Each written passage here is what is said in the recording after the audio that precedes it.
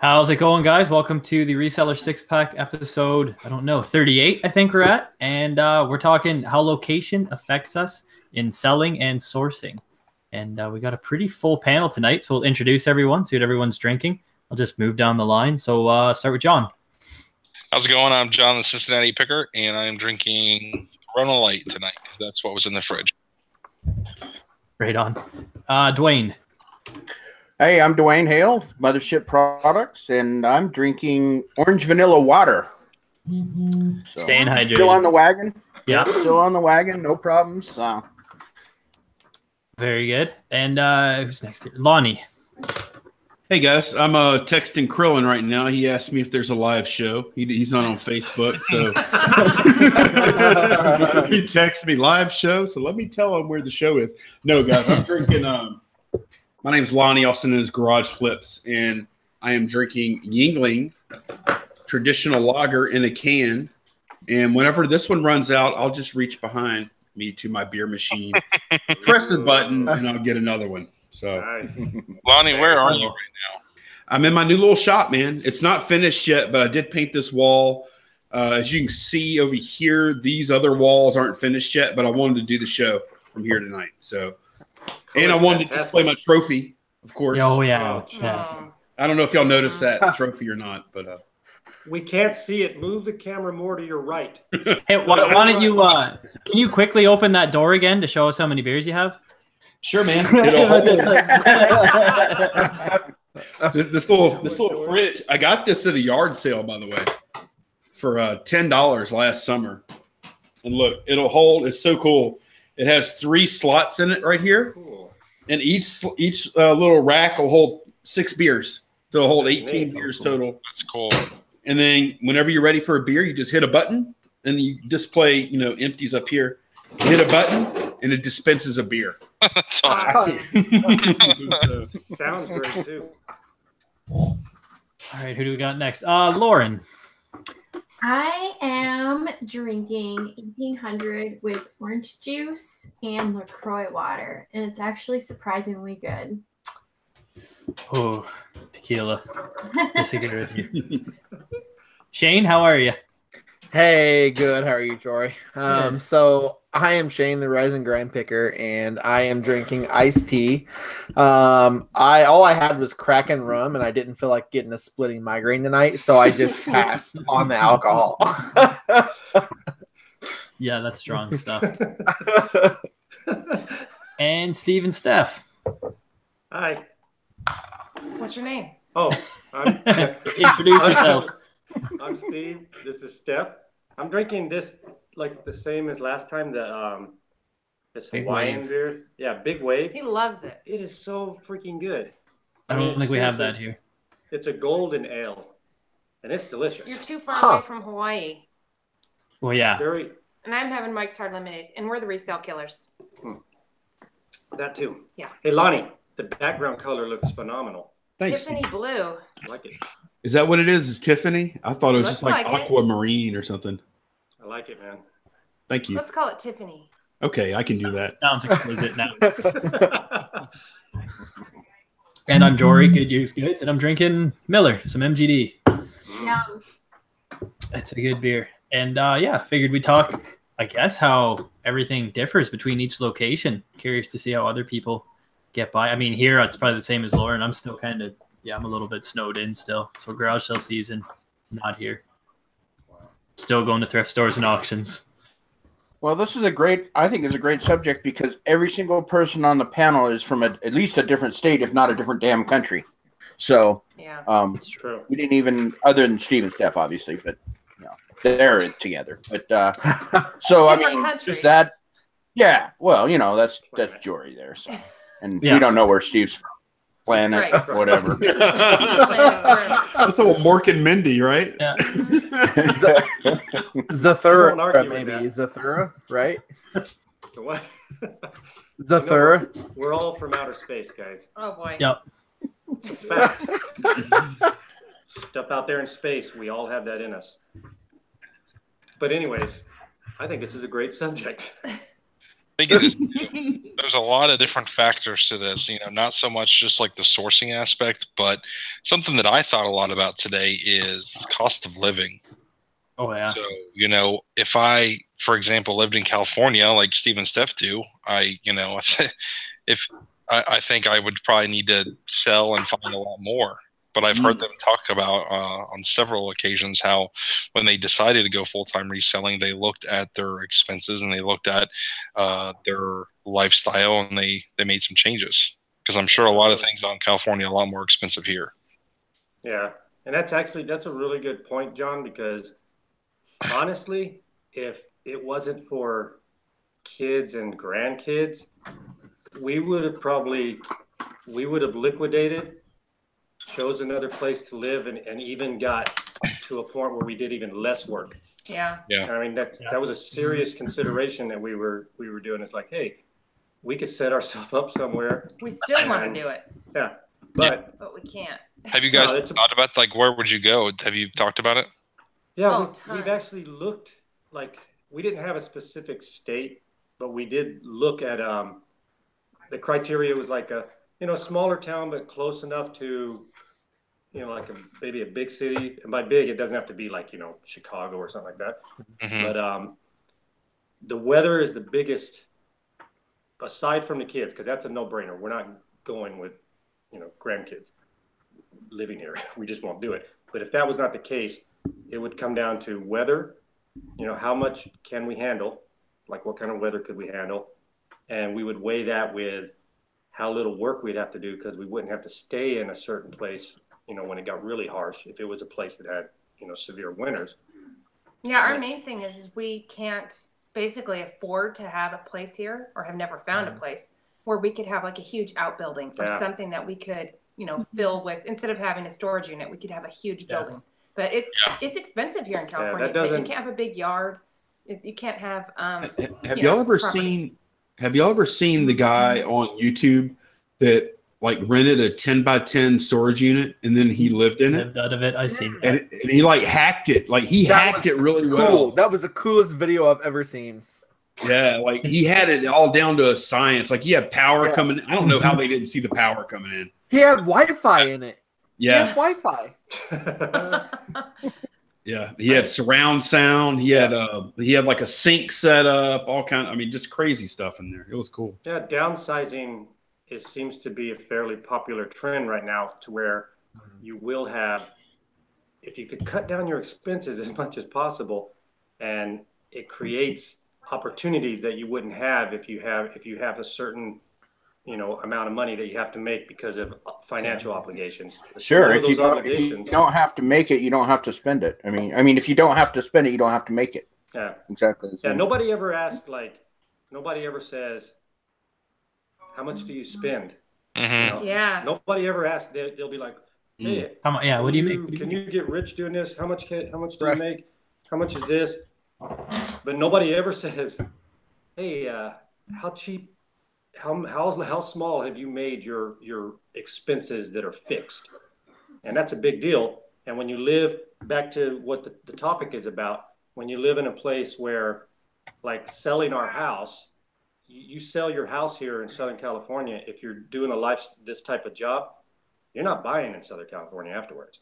No. You know, you even if you have a ton of equity, you are not selling your house and then buying in Southern California unless, you know, you're just continually moving up. But if you have a job like us, that's not realistic, you know, unless you move to it. Like, we live in a nice neighborhood. We like our neighborhood. Our community is a safe place, great schools. I might go back to elementary school. Oh. There you go. No, but you can't just go, you know, if you make a transition into this and you're in an area where it's expensive, you need to consider that as well. You know, we refinanced our house, like, the opportunities kept coming up. I'm a veteran, and we kept getting, they would contact us and say, hey, you can refinance again. You can refinance again with no money out of pocket. And so that was another thing, is our loan, the interest rates are just in the threes. So people buying houses now, it's like you're kind of spoiled, because back in the day, I remember when 13% interest rate was like, that was really, really good. There's a lot of houses. There's a lot of houses for sale by me for a very good price. You guys should look into it. There's nothing here. We had to move, like, closest thrift store to me is a, I don't know, 16, 17-minute drive, because anything within London or in the city is $400,000, $500,000 homes for a 3-bedroom, 2-bath, and a 60-foot lot, $400,000. Are you in area? Yeah, it's pretty wealthy area in London. It's nice for thrifting because you do find some of the higher end stuff, but like duplexes sell for $300,000, and I'm not paying $300,000 for a duplex. So we ended up making the decision to just commute instead and live out in the boons and get a way cheaper house. The crazy card in the chat says, I was the most happening homeless dude you ever met when I was in my 20s. 30 by 50 foot tarp, always had beer and smokes. But you know, and John and I were talking about this a while back. I don't know if you remember this conversation, John, but we're talking about how the prices are at certain garage sales based on the income level. Yep. And like there's a certain level where appearances are they have a nice house, they have nice cars, and all looks well, but there's a certain income level where all just looks well, and you go up to buy stuff from them and they're trying to get a lot of money because they're poor. Mm-hmm. You know what I mean? Like, I had a brother-in-law. I have a brother-in-law, and he does like cable and stuff, and he said he's been into like multi-million-dollar mansions here in Illinois, and they have no furniture, no TVs, no nothing in them, but like one TV and like a couch, and that's it in the entire house. Wow. House poor. Yeah. I know a lot of guys like that. They got the factory job that paid real good, and then they bought the $500,000 home. They got the cottage, the boat, and then a machine takes over their job, and they lose everything because they can't pay it. And they're the guys too. We always go out and they get like the salad. I'm like, you're not going to get a steak or something? No, I got no money. Like, you came here in a $100,000 car.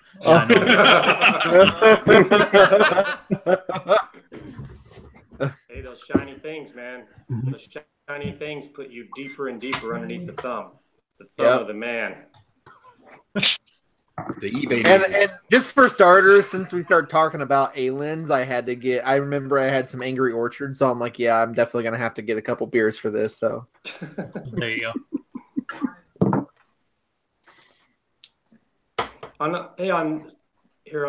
Just so we're not getting totally off topic here. We were the other day, so today's Sunday, yesterday, we were all excited. Lonnie's been doing really well on his yard sales or garage sales. I don't know what you guys call it, but we consulted with him on, hey man, how do you schedule out your route, and do all this the night before? And we were going to go do some yard sales. And it's totally different out here, guys. It's not like every so often there's a community yard sale, and it's nothing like what you guys show or when you guys go out and hit these. But we were really excited. We're going to do these yard sales, and all we could find was 2. And that's and it's a big, we live in a big area. And so we get up, we get ready to go to our yard sale. We wake up, it was actually, Steph told me it was raining when we got up. And I was like, no way, because that's a rarity. And it was just sprinkling. It wasn't really bad, but they shut down the yard sale. There was one moving sale. And so we started talking about that, how when you guys are talking about your yard sale season, and like John, Cincinnati Picker, there was one where you went, it was unbelievable number. I don't remember how many it was. It was just shocking. It was like there's no freaking way that you could cover that many yard sales.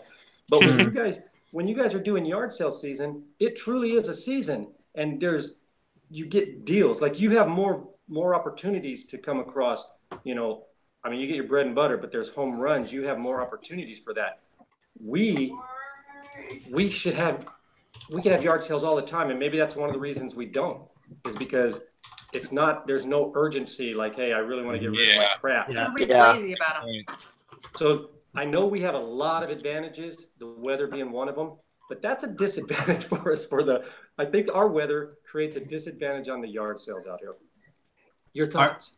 Our yard sales are different than any of your guys. We only do them town to town, and there's a list of each town that's doing it, and it's like going to a damn amusement park. You can never park in the town, and you have to just walk through all the houses, and it's nice because there'll be 100, 200 garage sales in one location, but it's crazy because there's like 1,000 people going through these garage sales. It's hard to move, and it's really fast paced. And Jory, are you saying that they schedule like, okay, today your town, like you're not allowed? So all these there's towns can't do it? the closest big city to us is London, and it's, I don't know, like 1.2 million. It's not very big. Toronto would be a huge city, but it's about 3 hours. And then all the small towns outside of London that have 50,000 people, 30,000, 120,000 people, they're little townships. They'll do theirs each different weekend, and it will rotate through the weekends of who gets to do their town-wide yard sale. Wow, that's interesting. And that's how you do it. So yeah, there'll be like the Kilworth town yard sale where my storage is, and there'll be the Kirkton one where I live. There'll be the Ilderton one. And some of them are really good. Like Kilworth, where the storage is, the place I run, they're all $1 million homes. And when they have a garage sale, it's usually pretty good price stuff. Nice. But it's busy. It's busy. It's packed. Yeah, in Cincinnati and like the greater Cincinnati area, in one weekend, there'll be 7 or 8 big community sales. And there are some that are just so massive that they'll have like 50 to 75 houses on sale. Just, Wow. That's crazy. Wow. but I've been many of them for so long now that there's a few that I'll just pass. Like, nope, you've had the same shit for 5 years. I'm not even gonna just get right past that. How far will you go, John? Like, so when the yard sale season comes, do you like? How are you when you've got that many that you can, source? What kind of strategy do you use after all these years? I go about the farthest I've gone is about 50 miles. Just because I know that there's a few really good neighborhoods to go to, and I know it'll be worth my while. Like there's plenty right around here close to me that I won't waste my time with, just because it's crappy houses, it's crappy stuff, and it's just a big waste of time. So. Wow. Nice to have a volume like that, man. I have our garage sales suck. Like when periodically they'll people will show how many yard sales are in their area or whatever, and you see all these little pins everywhere, and I have like 4 pins or 6 pins, and they all suck. I'll go to them, and it's the same junk at every yard sale, and we just don't. I don't know what's going on with Utah, but we're just nuts. So. Well, I did notice I added the yard sale app that Tonya told us about. I think it was Garage Sales, I think it was. And there were completely different yard sales on the 2 apps. One is yard sales and one is garage sale. So maybe you need to check the other app, Wayne. Maybe there's... Maybe.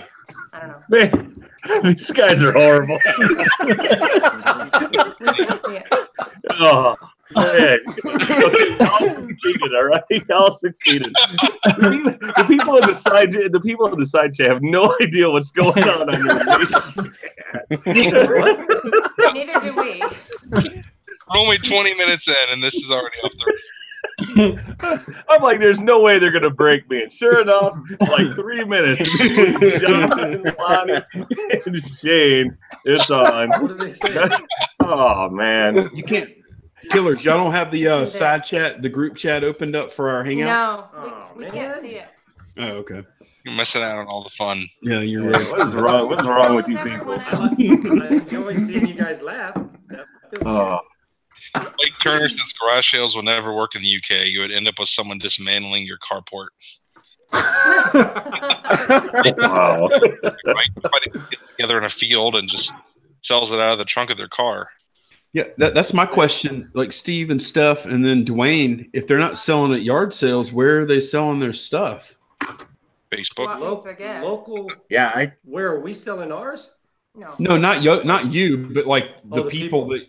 Yeah, just like the civilians. There are 0 church sales. Like you guys have church sales. We do not have those. Y'all don't even have churches, do you? We have devil That's sales. true. We don't have a lot of churches.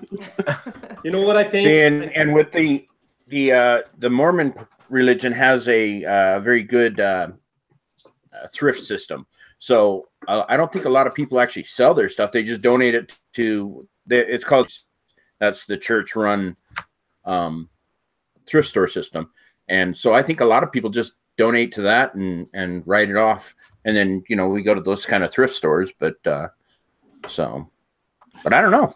I think a part of I noticed like when you guys go sourcing, there's not as, like California is, you know, it's a new state in comparison to when you go back east and, you know, work your way toward the west. And there's not a lot of neighborhoods that are where you'll go down like super old homes and stuff like, there's just not. I mean, what we would consider old homes, you guys would probably laugh at. Our house is like the oldest house in our whole community here, and it's in the 80s. Yeah, so our town in 10 years has like more than doubled in size in 10 years. And the California lifestyle, if you live in what we would be considered like a bedroom community of San Diego, the people that live here and have regular jobs, all they do is they drive for a few hours in the morning, go to work, and drive for a few hours, come home. They're not interested in having yard sales and selling stuff. They're working to pay for the shiny things that they got. And that, I'm generalizing, but that really is a lifestyle. We've got behind our house, there's a windy road that leads up a hill, and there's a golf course over there. And that windy road was like our little community. That was our secret. Like you can bypass the freeway on one part. It's like a shortcut. And as it's grown, that now, and it's only 2 lanes, okay? It's 2 lanes, a windy road, opposite directions. And at night, starts around 3 o'clock until 7 o'clock at night, it's a train. It's constant cars coming by. And that's it's really been bad the last 3 years, but in the last 5 years is when it started. And that's what these people are doing. So that affects having a community that wants to do yard sales, and, you know, and because I also think those community yard sales, they're like, they're a community thing. It's kind of fun. You know, some of those people do it and they're raising money for charity or whatever, but there's a sense of community when those things happen because people are out there talking to each other. And they all walk around. Everybody's walking around the neighborhood and stuff like that. Yeah. Doesn't happen but here. Look here, we've got... I got to shout out Carol Bargain Shopper for bargain shopping for the $5 super chat. Thank you. Debt free from the ghetto. I get good deals from the ghetto. People live past their means there and then need to sell their shit when their electricity gets turned off. Yes. Sorry, anyone from the ghetto, but it's true. I mean, I just run Craigslist ads, and then crackheads usually hit me up. So, I mean, you know what? I was thinking the same thing that you were, Steve and Steph, because me and my wife have all said that quite a bit. You know, we were very jealous of everybody else's yard sales and antiques, and like you, being on the West Coast. You know, old to us is, you know, like you said, 70s. You know, where they're back east, you know, they were there in the 1700s. Well, nobody was here then. I mean, we didn't even come to state in 1995. So, I mean, we just don't have that kind of stuff. So, well, we can jump right into something else too. Then hey, Andy, did you say hello yet? Hello, everybody. Oh man, yeah. Speaking of old things, yeah, I was just a little late. I just found out I have a cistern in my backyard, and because the lid on the thing dropped. I was sitting out back. I was grilling out earlier today, and I happened to walk by one of the places. We got tiki torches in our backyard, and I noticed one was like laying at a really extreme angle, and I'm like, well, that's weird. So I picked it up and I shoved it back in the ground, and you know, mind you, these things are 6-7 foot long, and it dropped clear to the base, and I was like, what the heck is going on? And so I went and I picked it up and shoved it in another spot in the ground. It dropped all the way down. I'm like, this isn't good. I'm like, I don't know where this is going. And we had just put like bushes and stuff all around this area like last year, and I'm like, I don't know. I mean, that's like major. I mean, that's like a 6-foot gap. And I couldn't figure out what was going on. So I kind of pushed on a little bit, and the whole thing just gave away. So I got this giant hole in my backyard right up by my back porch. And I had a guy ended up swinging by the house, and we're going to go fill it with a whole bunch of rock in the morning and stuff like that. So, yeah, it's because I got 2 grandkids that are going to be here this weekend. So I don't want to lose a grandkid down a 10-foot hole. So. Oh my gosh. How long have you lived there, Andy? Was it about 5 years? Oh my my goodness, man. Yeah, I mean, and like I think what it was, and the guy I was talking to is they usually have like a lid on those cisterns, and I think it must have rotted or whatever, and the lid finally dropped, and so the whole thing just like opened up. But I had like a landscape fabric and stuff like that down over top of there because we had like mulch and all kinds. So I've got it all landscaped out, you know, kind of nice and stuff like that. So I think that's what was holding everything up was just that landscape fabric and all the mulch that was right there. So yeah, we kind of pushed through that, and yeah, I got a giant hole in my yard right now. So. That sucks. Yeah. Sucks. What were you saying, Lonnie? I noticed you guys get a lot more apps than we get too. Sorry, go ahead, Lonnie. Oh no, I'm sorry. I was in the middle of a sentence, and I was looking at Andy's mug. I'm like, hey, he hadn't said anything yet. No. So, I want to take over your show. It's not my show. It's our show. It's everybody's show. It's an exciting show. No, so I was thinking, like, y'all are young out there, Steve and Steph and Duane. Y'all's communities are younger, but you also live in climates where stuff lasts longer too, right? Because you don't like down here, the humidity and stuff, things rust out and just seem to disintegrate after not a whole lot of time, just from environmental conditions. You know. Point. Yeah, we do. We salt our roads because we have so much salt here, so that ruins a lot of cars. Like year-old cars are rusty from salt. Wow. Yeah, exactly. We have a shit ton of salt, so we figure we might as well put it to good use. But yeah, other than that, I mean, our humidity is normally 20 to 25% is, you know, and in the winter it drops to single digits. Very dry. Nobody's impressed with that, Duane. Wow, I didn't know I was trying to impress people. I don't know, the 1 degree. They're like, whatever, dude. Yeah, we get that here. One. Our roads start to look white here after a while from the amount of salt we put on them. The asphalt roads get a nice sort of white coating on them. Yep. Yeah. I hate it. It's great for the car market here. Awesome for body shops. Make a killing around here. Right. Oh, I bet. How's y'all's thrift stores? Minor. We have Goodwill. We have what do we have here? We got Goodwill. We have Salvation Army. A store called Talese. We have Bible for Mission thrift shop. I think that's about it. What's the prices like? Goodwill. Your jeans are $7. Shirts like t-shirts are $4. Wow. Button downs are $8. Wait, t-shirts are $4. $4. Yeah. Wow. For a used t-shirt. Yeah, for a used t-shirt. Oh my god, That's crazy. There's a reason I don't sell a lot of clothes. It's none. Coats are $14. Leather coats are $30. Dress coats are usually $25. Jory, did you say $4 for t-shirts? $4 for t-shirts. That's Yeah, what jeans they are here are too. $7. Yeah, Goodwill. button downs are $7, I think. Yeah, that's about what we are here. Sweatshirts are $8. The odd one's $12 if it's a nice one. Shoes are $7 to $15, crazy. depending on the shoe. Electronics, they're all over the place. I can find the same DVD VHS combo, pay $5 or pay $15. It really just depends who's pricing it in the back, I think. They have trouble with electronics in thrift stores. They don't always know. Yeah. Which is odd to me because all electronics have a model number on them. Right. So it should be like the the easiest thing. thing. Yeah. Yep. Yeah, no, they're all over the place. Trying to think of what else we have. No video games. Goodwill sends all their video games to eBay, except for the Goodwill bookstore here. So anyone in the area, Goodwill bookstore doesn't. They price their NES games $5. Doesn't matter the game. It's $5 an NES game. PS4 games are $10. PS2 games are $3. Everything else is $2 normally.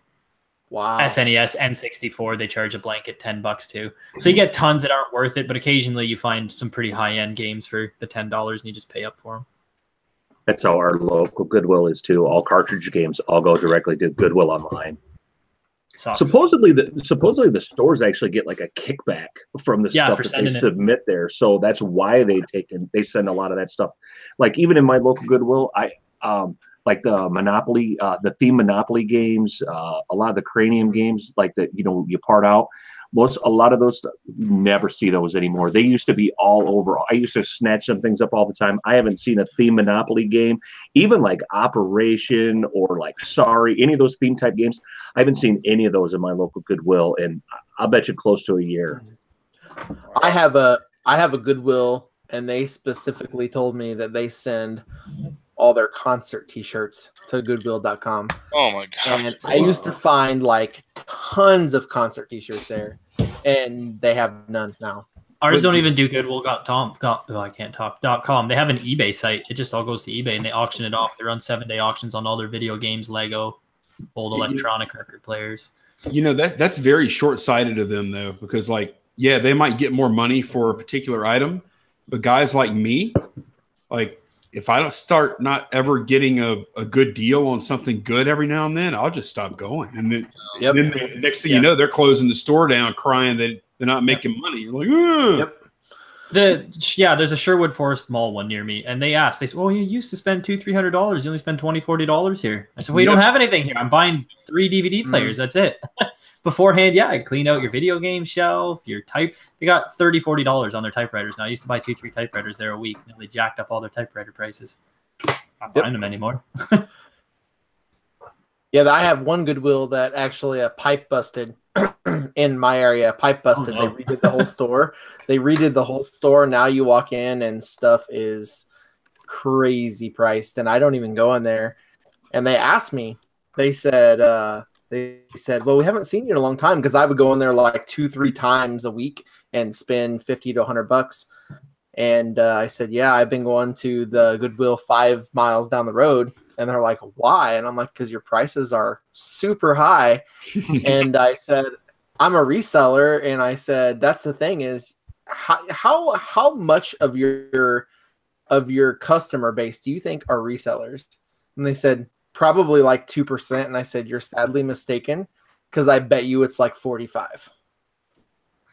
And now if you go in that Goodwill, it's just completely empty. Like you walk in, there's no one in there. Wow. You'd think they'd realize too that if they don't have customers to buy the stuff, then they don't have a storefront to actually take in merchandise. So like that kind of one feeds the other. Yep. Yeah. That's a good point. Steve, what were you going to say? You're about to say something. Do you guys know? I've heard something about this, but I don't know if it's a fact. Is that Goodwill is like a franchise? That they're not. It's not one. This is what I heard. Yeah, it is. It's a franchise. They're independently owned. Mm-hmm. And man. Aren't they regional though? Aren't they regional Goodwills? The ones in Toronto here all got shut down. All the Goodwills in Toronto. I don't know what happened. The owner just closed the doors. The employee showed up to saying stores are closed. And that was it. Wow. It was a big deal. Made the news and everything, yeah. See, they are regional, but Goodwill, they give so much power to their store managers. It's crazy. The store managers ultimately set the price on everything. That's why you butter them up, man. That's why you butter them up. Yep. That's why you bring gum. You get them dumb. No. Hey, look, true story though. About a year ago, I was checking out and I had like a Harley T-shirt because I've been watching Andy the ParrotHead Pickers videos. I had my Harley T-shirt and I was going to go check out, and she's like, "Oh, I didn't see that one.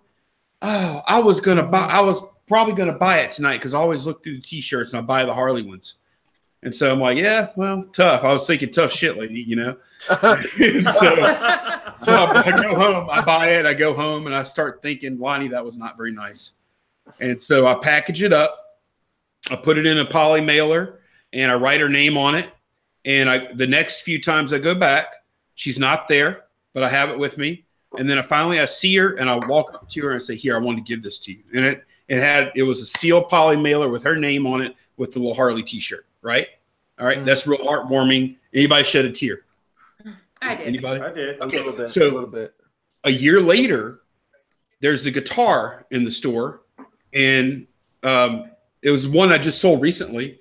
And John, do you remember what the original price was? Because I messaged you about it. I can't. 179. I want to say. Yeah, it was 179, and they don't ever really deal too much. But I went to the manager. And you know who the manager is of that store right now? Let me guess. The Harley T-shirt lady. The Harley T-shirt lady. Exactly. Exactly. Thank you. So, and you shouldn't do stuff like that just because you're going to benefit. You know, the benefit was I felt good when I gave it to her and I saw the smile on her face. That was all the benefit there. But later on down the line, it paid off. I saved like $70 probably $50-$60 on the guitar. So, nice. And that's totally true. That's totally true too. I mean, totally.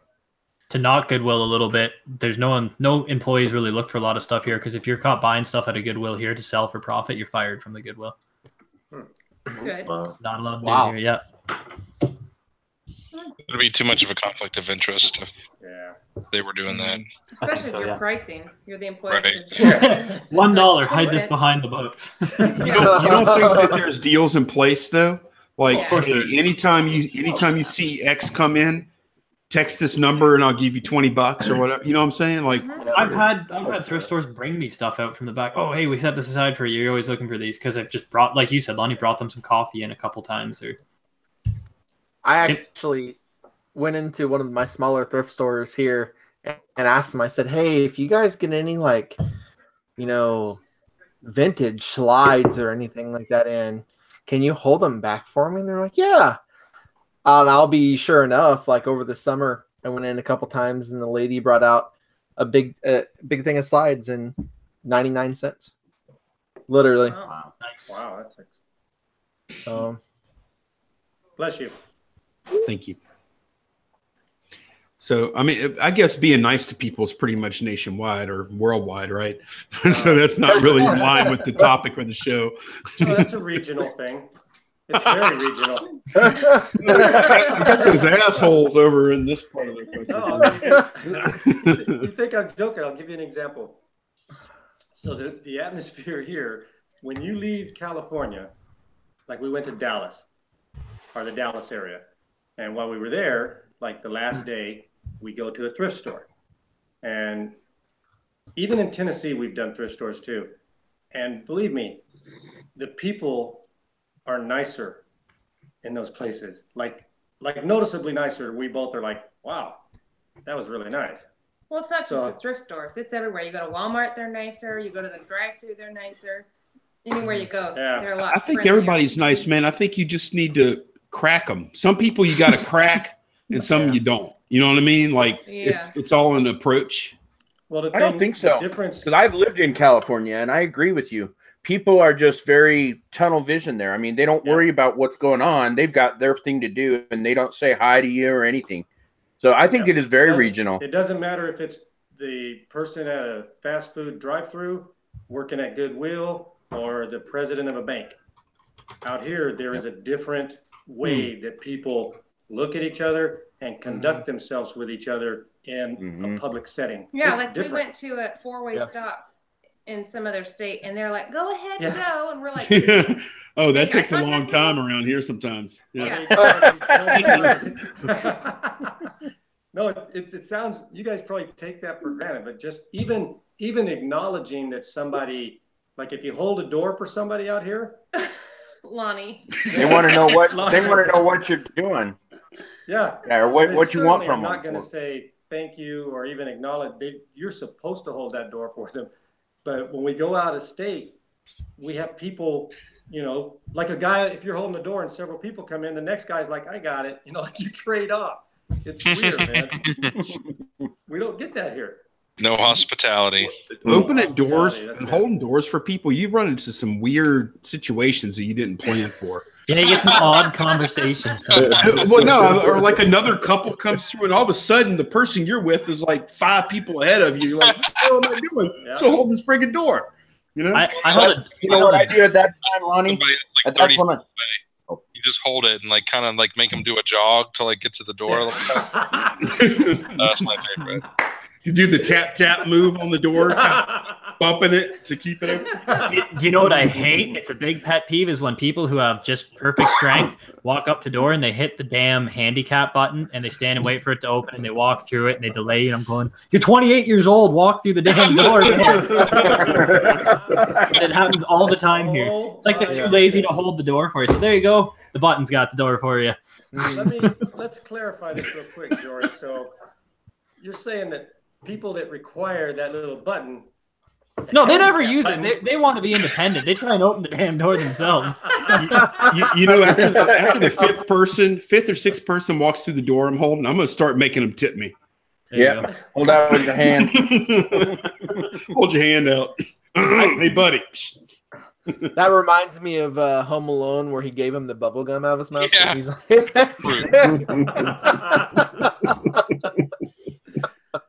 I got groped by a middle-aged woman for holding the door in Vegas.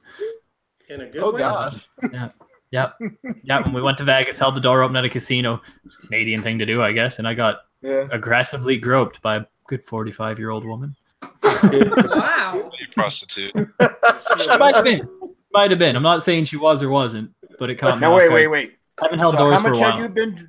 How much had you He been said you drinking, were a and did prostitute. she have a badge? Oh, I don't remember. Maybe I shouldn't go back to Vegas. No, it wasn't that late. I don't remember. Jory, are we talking loony or toonie level here? This was a full dollar bill or full. No, we're in the States now. It's dollar bills.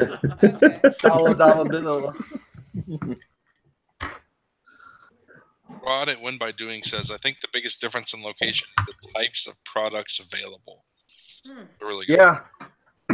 See, here's my thing is here lately, I've been buying more stuff off of my Craigslist ads, and I've only stepped in a thrift store twice in the last maybe 2 months. And before, I would be going thrifting every single day. Yeah. You know, You're just getting a lot more now than you ever were at the thrift stores by doing that. oh yeah, I just bought like 55 or 60 pieces of all women's Harley for $180, and there's like a couple brand new leather jackets and really nice stuff. I'm getting a lot of really nice stuff in. So for me, I think that works out better because a lot of it's in bulk too. Mm-hmm. How many repeat sellers have you found that are bringing you more stuff based on what you found on Craigslist? Like they're like, oh, this guy buys concert tees, so hit him up. You'd have? Yeah. I have a guy. He just actually texted me. I've been dealing with him for like probably 2 years. Met him off Craigslist, and that's where a lot of my stuff I show. I got probably a good 60% from him. And now he's pretty much, he was a huge eBay buyer, collector, and he pretty much has nothing left. But I've spent probably thousands of dollars with him, literally thousands of dollars buying in bulk. But the other thing is I just had the guy that sold me the Harley stuff. That was my third time dealing with him in less than a month, which is good. Wow. So I'm getting some repeats and some not. And here's the other thing is if you're going to do the Craigslist game, be prepared to sort through a lot of riffraff, a lot of crap. And I'm not saying that to be rude, but there's just a lot of stuff. People will be like, hey, do you want to buy this coffee pot? And it's literally a $10 coffee pot. You know what I mean? So you have a lot of stuff like that. Yeah. Right. So you have to be prepared to just say no. Thinking of me, but no, I don't. Mm-hmm. Yeah, I do that a lot. Or sometimes you got to take the junk with the good because they bring you a lot of a whole bunch, and there's a couple gems, and they're like, "Well, give me $40 for all of it." You go, "Oh, I'm gonna make $200 off that." So yeah, okay. There's these 4 in the Goodwill bin, and all the junk stuff I buy. Like if I don't want to sell it, I take it to the consignment auction, and literally. Yeah, I make like $300 or $400 here and there at a consignment auction I go to. I think what John just said, we shouldn't go by that real quick. Like, even if you have somebody that is bringing you stuff, and let's say 99 times they bring you, rocks or whatever. If you have to be respectful and polite because at some point that guy's going to rob some nice house and he's going to bring you. but you don't have to be nice and polite because you work for yourself and you get to pick and choose. Lonnie. You know what, Lonnie? Change the color back there to black and put a pirate thing on it. I always say, like when I'm dealing with those kind of people that Steve's describing, I always say, hey, I'm not interested, not for me. You know, it's not enough profit for me. But if you have anything else, keep my number, let me know. Yeah, beat it, you bum. Beat it. Lonnie, would you give Right him now, I some got gum? a little old lady that was bringing me, like all kinds of junk for a long time, probably like a year. And I take what I could, even though I didn't really want to, and I'm trying to build a relationship. And one day she brings me this Babe Ruth bat, just in a box of stuff. She didn't know what it was, and we sold it for $800. Oh, Wow. That's crazy. So your cut out of that would be like, this is public, so it'd be like 240. No, a little bit more than that. It was like 275, I think, or something like that. That's nice though. Oh yeah, it was, for sure. So was it worth it? About the all money. the other times? Yeah, I think so. Yeah. Okay. Yeah. John, the money is awesome, making money, but you had a Babe Ruth bat. Like you had that in your. Yeah, that's cool. Yeah, selling. That's super cool. Really cool. I don't know if it was actually his. Like, there's no way to prove that it was his, but a lot of people had reason to believe it could have been. So, that's awesome. Man. That's awesome. Yeah, definitely. In which case, it's worth $800,000, not $800. Oh, wow. Right. The only time I get really cranky with people, and this really makes me angry, is when I contact someone off Facebook Marketplace and they say, no, the guy's coming in 2 days, but I'm going to hold it. And that's what I don't like. That's why I rarely source on those platforms. They're trying to get you to offer more money. Yeah. Mm-hmm. Yep. And about every person I contact, that's what they say. Time out here. So. Time out. Lonnie just said they're trying to get you to raise the price. That may be true in some cases, but we've held stuff for over a week for people.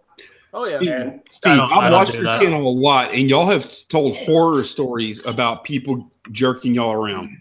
The jerking us around has nothing to do with if you're sourcing, Lonnie. Like say you're sourcing on Facebook, and you contact us, and we say, hey, because if we're holding something for somebody, which we don't do all the time, but if we're holding something, we leave it listed because we want other people. We tell them, hey, if this person doesn't show up, we're gonna sell it. We're not trying to get the price changed. So all I'm doing is giving you a different perspective from somebody that actually says what Shane's talking about. Okay, and we've held something for a month for a person before, a month, and they came through. So whenever they ask me to hold something, like, hey, will you hold this video game for me? And then I respond, hey, why don't you hold this? And then I send them. Do I need to change my strategy here, you think? Why don't you hold this? I say it's a good strategy. I say, Ronnie, if you have something that you think needs to be held more often, then by all means change it. What I'm suggesting, to clarify, we've only done this for very good repeat customers. We wouldn't hold it for a stranger. Yeah, we did actually. We held for a guy that was in Japan. Oh, a guy in Japan. So he's telling us, think how crazy this story is. I'm in Japan, and I saw your ad on Facebook Marketplace. And I will send you a money order if you'll kindly. No, he didn't do that. He said, hey, would you be willing to hold it for me? I'm flying in on Monday, and then I'm going to stay at my sister's house, and then Tuesday I'll be driving back to Palm Springs. Was he a prince? Yes. He was a prince. Yeah, from Nigeria. Yeah. And he wants to pay $250 extra. No, he was a guy. He turned out he was in Japan. It was a true story. The whole thing was true. And he did everything he said he would do. And when he got into Los Angeles, he sent a message saying, hey, I'm here in Los Angeles. I'll be leaving tomorrow morning. I'll let you know when I'm on the road. So we held that for him. He paid full price. And I mean, everything was smooth. And this gets back to John, taking care of that lady, even though she's not wasting his time. because first off, he's being nice, and that comes back to you. Maybe not financially, but that comes back to you. But if you don't sometimes take a chance on people that they could be doing the right thing, you miss out. You know, we've gained customers that became repeat customers. There's one lady in particular where she wanted us to hold something. We held it. And then she goes, hey, I got to do it the next day. Oh, I can't do it. Can you go to this Jamba Juice where my daughter works? Oh, wait, my daughter's not working there. This went on for several days. And I was like, this lady's a total crackpot. But it turned out she's just a disorganized human being. And she ended up buying it. Hey, she ended up buying it, and we've probably made $1,000 off of this lady. Yeah, because you're the only people regular buyer that will sell to this lady. Yeah. Yeah, but here's what happened. Okay. We don't normally though. Most of the time we can tell, but that lady we had a good feeling. Oh, go ahead. Sorry. All I can say is that for us, the way we do it, and I'm sure it has to do something with the clientele that we attract with what we sell, but the way we do it has led to loyal, repeat customers, people that they can just tell us they want something before we even get it in. We will go to this same lady's house. We will go stick stuff on her patio. She buys stuff for family members, you know, so, and I mean, I'm sure that we've had incidences where somebody said, hold it, and then they didn't follow through. But Steve, I'm busting your chops, man. Like I know. I've told y'all before that y'all's personality and y'all's customer service, and there's a lot more that goes into your success than just the mechanics of it. It's like y'all are really good with people. Well, I'm not taking it personal. Like I love when you rag on me, Lonnie. No, I'm not. No. Hey, seriously, I want you guys to know I don't take none of that personal, but I do this because I know people are watching this, and I like them to have the other side, because what you guys say is true. You're dealing with some sellers and buyers that it can be very frustrating, and you know, just it can give you a bad taste in your mouth. But we want you to know there is another side. That's all I'm doing is giving the other side. But I never am offended by. I mean, you said way worse to me, Lonnie. Oh yeah. Don't make me play back some of your messages, buddy. Hey, let me read this from Harley Max 01 in the chat. Hey, Lauren, fellow reseller here in Minnesota. Thanks for talking about Poshmark. Listed 7 things last week and just sold a belt buckle today. That's awesome. Very cool. Congrats. And Lauren, you have gotten quite a few of us on the Poshmark. What do y'all call it? Y'all call it a train or a what? But anyway, you got a lot of us on Poshmark, and we're doing kind of well. I had a sale today. I know Andy's doing well. Wow. Thank you so much for bringing that to us. I got to jump on that. It's so new here. Awesome. Is it there in Canada now? Yeah, it is. Yeah, it's been here for a couple months now. Does it have they a buy little CDs platform? and DVDs on Poshmark? Is that a thing? I don't think so. Hey, you know, as funny as that seems, you know what? I've been finding more and more hard goods and oddball stuff on there. And I know it's kind of against the rules, but yeah, you can find a lot of things if you actually just search for it. You know, I wouldn't be surprised if there's some video games on there. Hey, you know what my first sale? What are we laughing at? I'm laughing at Steve laughing. Oh. He's all the way out of the frame. You caught me off guard. I don't know that hard. Oh, I just saw it too. Oh gosh. Yeah. Okay. Oh my goodness. Okay. John caught me off guard there. Oh look, Tonya's in the Lauren. chat. Shout out to Tonya right here. Hi, Hey, friend. Tonya. I can't be on the show tonight. In the hospital room with my son. He is sleeping. No. Love Poshmark. Oh, man. And no, Tonya's son had surgery. You know, successful as far as I know. Haven't talked to Tonya a whole bunch, but because I know she's been busy with that. But yeah, I think all is well as far as I know. I don't know any different. So We're thinking to Tonya. Yeah, definitely. Yeah. So Oh yeah, sorry. Yeah, that's surgery. Your guys' Craigslist too. We have Craigslist here, but all you find on Craigslist here is hookers and swingers. We use, Loonies and loonies. Yeah, toonies and loonies. We use Kijiji here, and that's it. And it's so much nicer to browse through Kijiji than Craigslist. Craigslist is a jumbled mess compared to because Kijiji got bought by eBay, so it's kind of like an eBay layout for browsing for stuff. How do you spell Kijiji? Kijiji. Oh. I think it depends on like what category you're talking about. Like I get garage sales from Craigslist, but pretty much nothing else. Right. Garage, anything else there? Garage sales, we have the community list. People have garage sales after too, but you can get in trouble for it. You can be fined for it. What? Wow. Wow. Hey, Lauren, Yes. I got a question. So you're when you visit San Diego, because you come to La Jolla down there, and looking at where you source in Minnesota, and then versus when you come, and I know you're not down here for a year, but when you come down here, do you think you would do as well or better? Because La Jolla, for those of you that aren't aware of La Jolla, that's like, it's super expensive in La Jolla. That's like if you get a 1-bedroom apartment or you buy a condo, it's like $1 million. So it's really, really exclusive neighborhood. So would you do better if you had, and let's not talk about cost of living, but just the sourcing and what you're getting out here in a place like that? It all really depends. I've found some really rare things when I've been sourcing down there that I would never find here, but they price stuff a lot higher in the thrift stores out there. Yeah. So, but again, cost of living, it reflects. Yeah, especially La Jolla.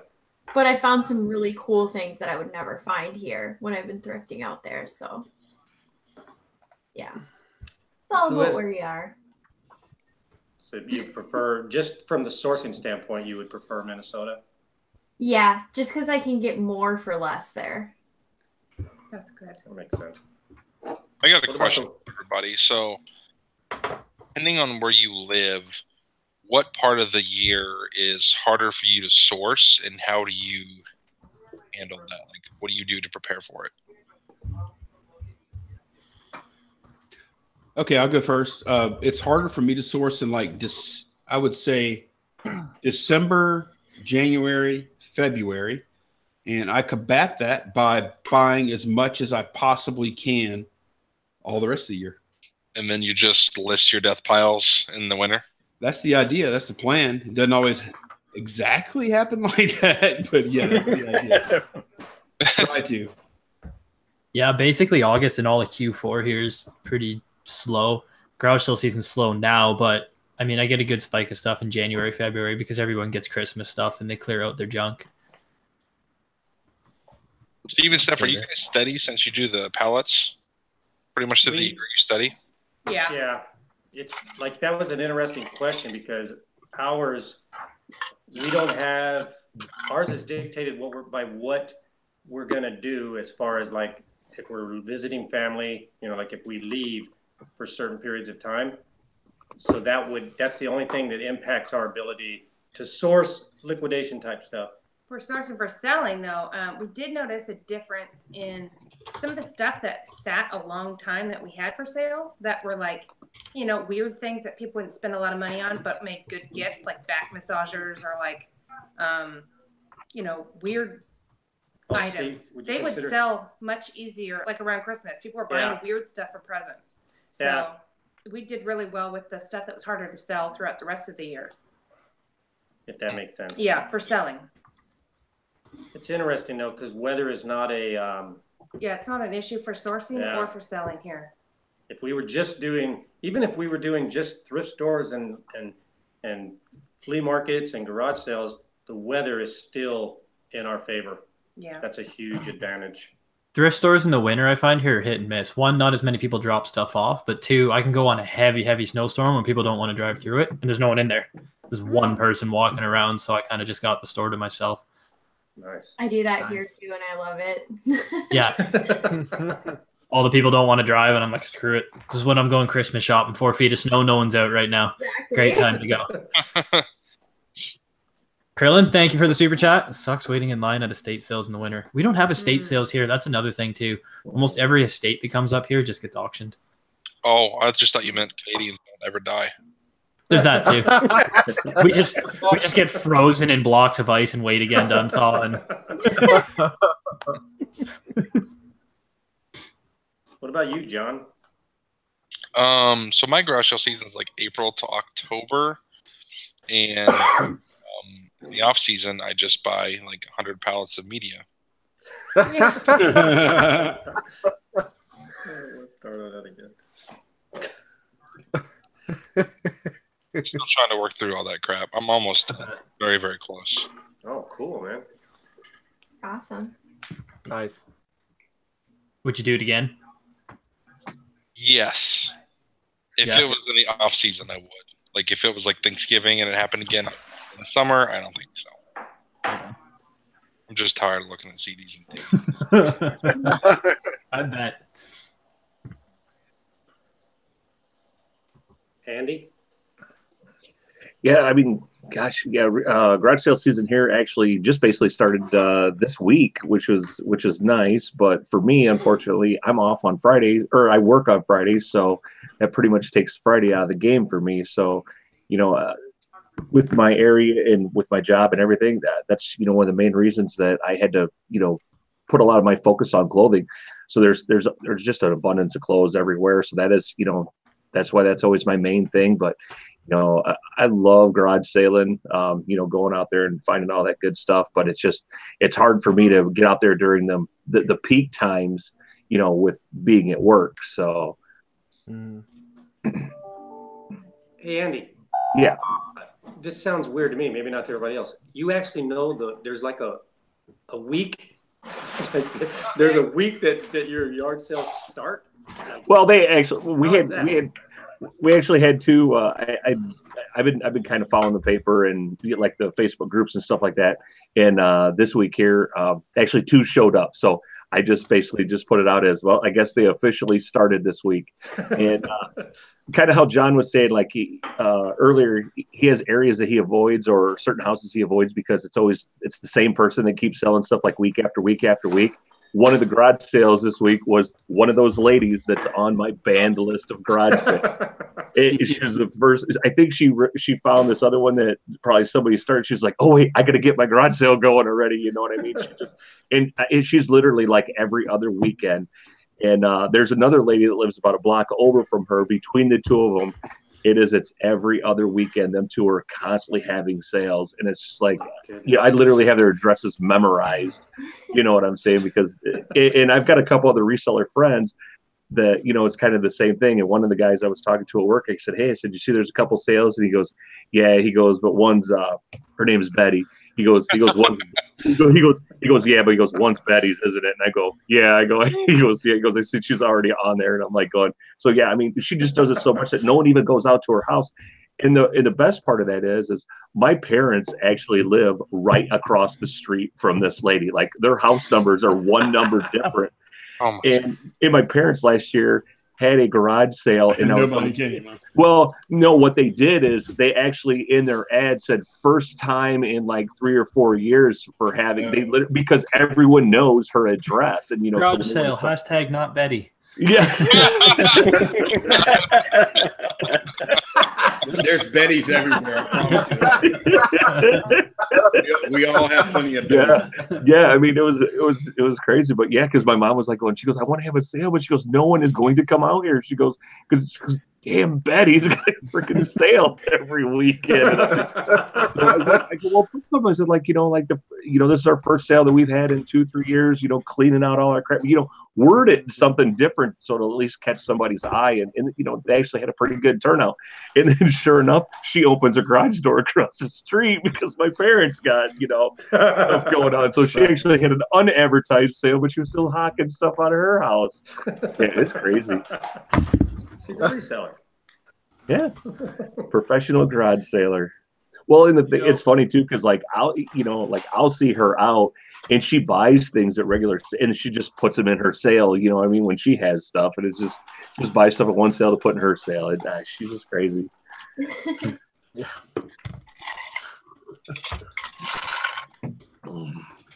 See, that's my garage selling season is the same as Andy's. I mean, we both live in Illinois, like pretty close, so my garage selling season's the same time. But in my area, the only difference is you have a whole town of Betty's. And they have a garage sale every single weekend in like blocks and blocks and blocks of houses. And I'm like, yeah, that's why for me, like I'll garage sale for a couple months and then I stop.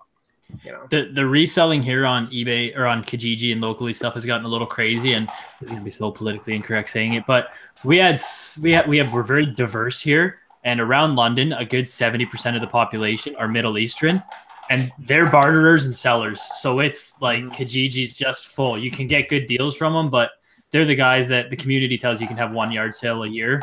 And they got a table set up for 6 days out of the 7-day week, just chopping stuff and selling whatever they can. Wow. We got to get a question in the chat from Crazy Card. He asks, any suggestions to people who are new at reselling to finding good items that are available in their area? How would someone research that?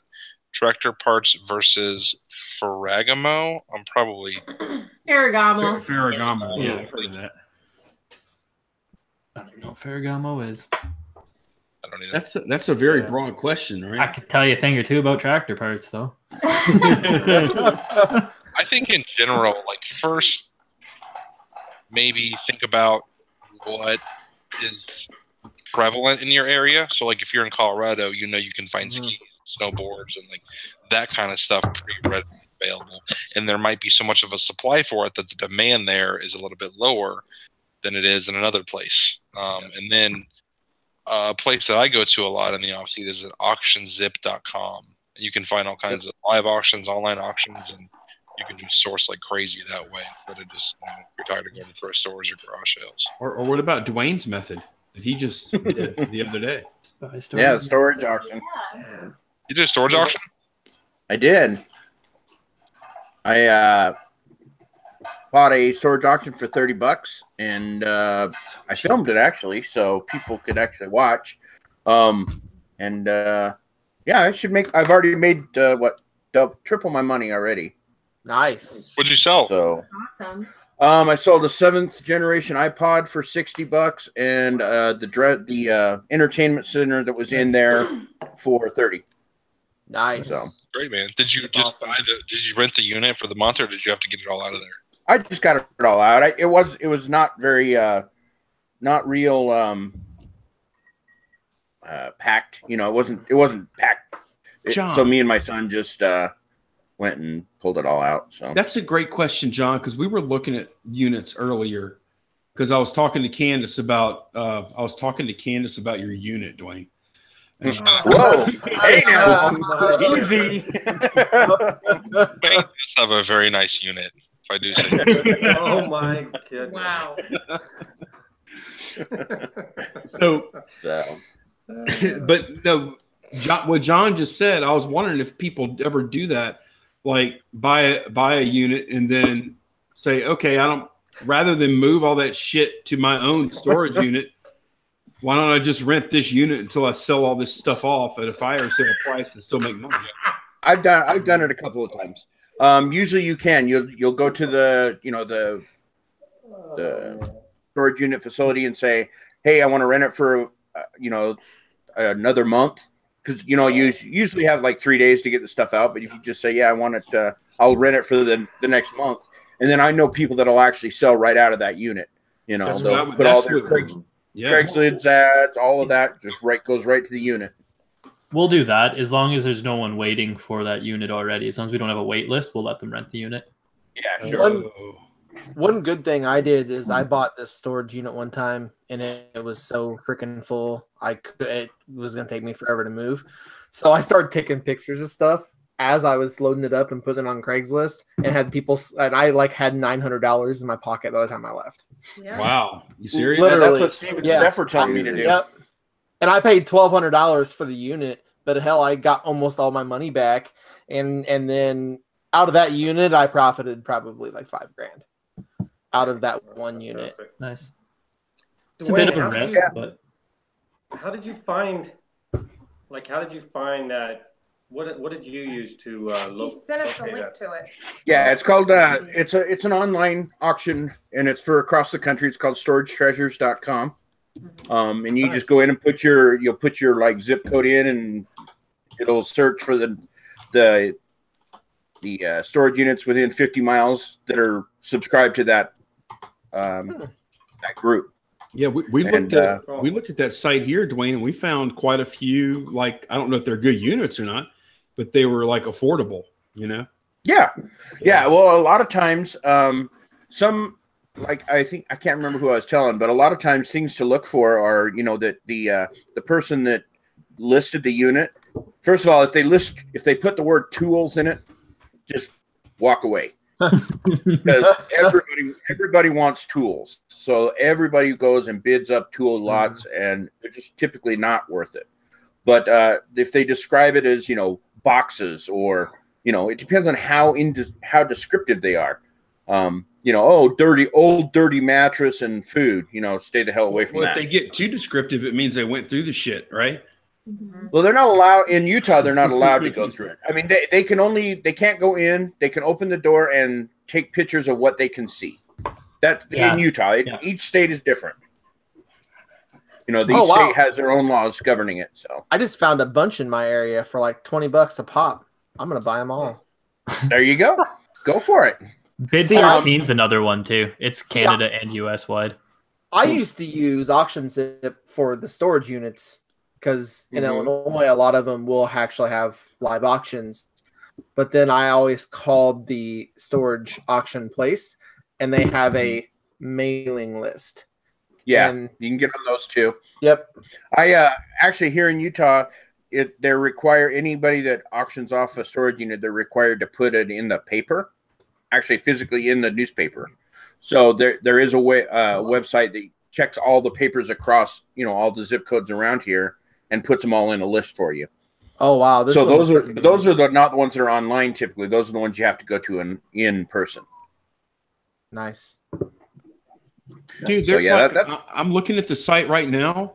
They literally have one unit that has an old tire, and it looks like a garbage bag, and then a folding table. It's got 3 items in it, and one of them's an old tire. Yeah. No, and like I said, in Utah, they're required. They have to auction it off. They can't, like when Jory says that he just says he'll take it. They can't do that here in Utah. They have to auction it off no matter what's in there, because they're not allowed to go in and take anything out, even if it's just a spare tire. I like that rule, but in Illinois, they don't follow them, because I know that there's like places I pull up to, and they're getting ready to, you know, there was one place when I was like, because I used to do storage units hot and heavy. I pulled up to them, and they're like, yeah, we have one unit that's getting ready to go to auction. I'm like, I'll give you $80. And they're like, okay. Literally just gave me $80 and then loaded it up. It's hard to govern it. They can set laws, but it's hard to, like, how do you really know, oh, they cut the lock off. I can cut the lock off and put another lock on if I really want, and just film cutting the lock off. You're not going to be none the wiser. I tell everyone to watch out for, if all the boxes are stacked and all the flaps on the boxes are open and they're all stacked, it's probably been gone through and they restacked them without closing the boxes, because no one in their right mind packs a box, leaves it open, sets it down, and puts another box on the open box. It's just not how people pack and move things. I totally agree. You know, maybe a couple of the top boxes open, sure, they go in their unit, they go through some shit, but if it looks rummaged through, it's probably rummaged through either by the dude renting it who knew he couldn't afford it and was going to get the boots and cleaned out all his good shit while he could, or, you know, someone at the staff, whether they're supposed to or not. You know, you can't check all your employees all the time, especially some of these that are run across states and countries, and they go in them and they dig through it and pick some stuff out. I mean, I've seen storage auctions where the whole auction's a mess and a disaster, and then there's like a DeWalt saw set in the front perfectly, and then a DeWalt grinder set in the front perfectly, and then the workbench set in the front perfectly, and it's like displayed. Looks like a store display, and I'm going, no one stored it to be displayed for photos. Right. See, I've seen literally auctions. I went to auctions and literally seen jewelry cabinets propped up and costume jewelry hanging out. Yeah. And that's the places I never go back to, because I'm like, nope, and I just never go back. And Diesel Engine Freaks, the other auction place, is called Bid 13. It's Canada and US wide. You guys that do the storage auctions, have you noticed, like several years ago when the storage wars was really big, we went to a few of these auctions, and it was like there literally were like hour-long lines to look at, even just stupid. to preview it. Yeah, it got stupid there for a while. Have you guys noticed? Has that changed? Or because we were like, this is ridiculous. We're not gonna. Yep. It's back down to just normal resellers now for the most part. You'll get the odd guy that thinks there's gold bars in the units, and you can let him pay out the nose for his unit and be sadly disappointed when he finds out there's maybe $100 necklace and some clothing. Yeah, it has. Yeah, it did. Because I was buying storage units before the storage wars, and then just shortly after that went public, storage wars, everybody decided, oh, okay. Yep. And you'd have 500 people at an auction and still only 5 bidders. It's still the same 5 people, but there's 500 people there to want to look into it. Yeah. I was just like Duane. I did it before, and then after the movie came out or the shows came out, I'm like, nope, and I stopped. Yeah, it's a lot better now. For a while there, it got crazy, and I just let it go because it's not worth my time to sit there for an entire day to go through 4 auctions. You know what's bad though is I hang out with Lauren a little bit, and now I'm on Poshmark, and then I hang out with Duane, and Duane shows himself doing a storage unit, and now for the past 10 minutes I've been looking at storage units. That's what I've been doing too. I'm getting ready to bid on this one right now. It's a lot of fun. It really is. Just be surprised or be ready. It is a lot of work. If you get a really big unit that has a lot of stuff, it's a lot of freaking work. Yeah, if you don't have a truck, a trailer, and a helping hand, don't even bid on anything bigger than like a 5x5 or a 5x10. I agree. And like I told you guys before, try and have a network of people to get rid of stuff right away. Like if you have a furniture guy or you have an appliance guy that he'll give you $20 for any washer or dryer you find, whether they work or not, or whatever like that. That's the way to do it. That's where you make your money, because then you get rid of that junk quick. Yep.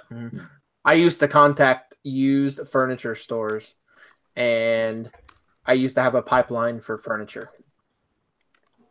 And that's what I'd done there. Because one time I bought a unit and my whole dining room in my house was filled from the ground to the ceiling. And keep in mind, I had a trailer and I had an F-250 turbo diesel. And when I done it, now I have a Ford Fusion. So see. I was actually a couple of times right about the time they were doing those storage wars. I had a guy, his name was Abraham, and he would go in and he would buy like 12 or 13 units in a day. Wow. And then like 2 days later, I got a hold of him, and he got so many he couldn't clean them out. So he was like, dude, you come down, you can have this unit. Just come get the stuff. One of his units, he saw it had a trailer in it, an old beat up trailer, had a full axle, and it's like a 12x8 trailer. All I had to do was drive up, hook it onto my truck, and pull it out, and that was clean. It was cleaned out. But he just overdid it. He bought so many that he couldn't clean them out in the 72 hours that they were given. Mike, the crazy card said, I put a dozen kegs of roof tar in a locker, not considering the South Florida summer heat. It melted into a 1,000-pound blob. I gave up in the locker. They got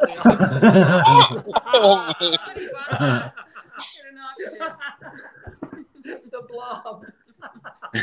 Well, make sure you get this locker cleaned out. You got 24 hours. It's probably still there. Oh my goodness, that's awesome. Yeah. The blob. Yeah, it's a lot of fun. I like it.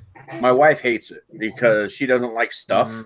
She doesn't like junk, and you end up with a lot of junk for a while until you get it taken to the dump or redonated or It's one of the most fun things to dig through, though.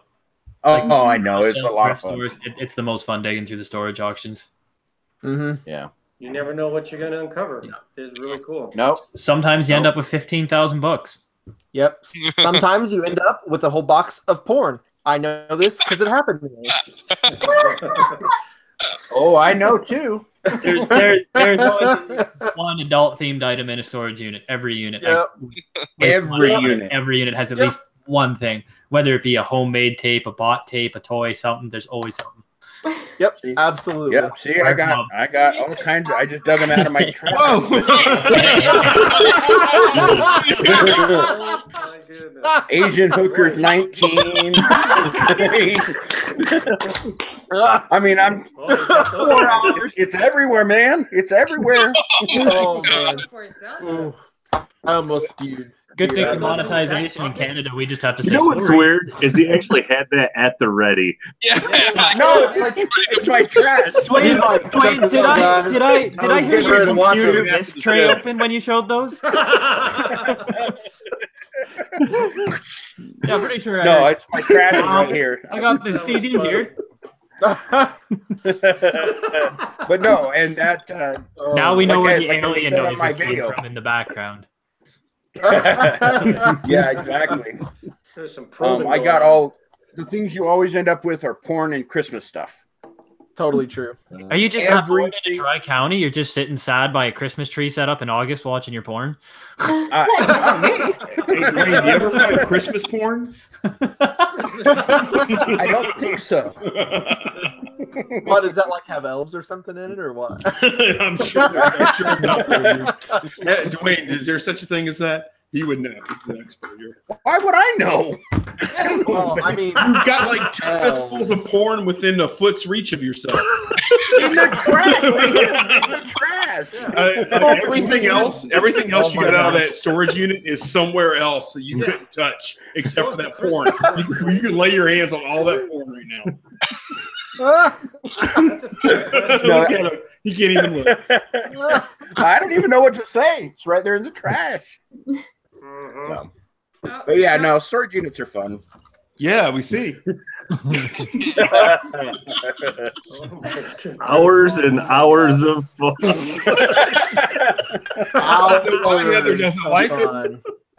Do you get a lot of carpal tunnel from having to move like all that stuff? Oh my goodness. Oh, that's the best super chat ever from Krillin876. He says, the super chat says, Ebenezer Screw. Oh my goodness. We're off the rails. Oh man! Abort. Abort! Here, I'll try to reel it back in. I've had a question I've been thinking about for you guys. All right. Based on your location, obviously, what kind of competition do you have as far as other resellers trying to source the same stuff you are? Where in our neighborhood, if you're with the liquidation, For there's sourcing. plenty to go around sourcing it. There's plenty to go around. The thrift stores and flea markets, all that. Every I thrift think store you it's go and you pretty- see It's resellers. pretty stiff. Like you'll see same the guys. phones out, the scanners in there. It's pretty, I'm going to say it's pretty stiff competition, but I do believe that the hard goods. Just too soon. Guys, Too soon. I mean, you guys you keep tricking me. Okay.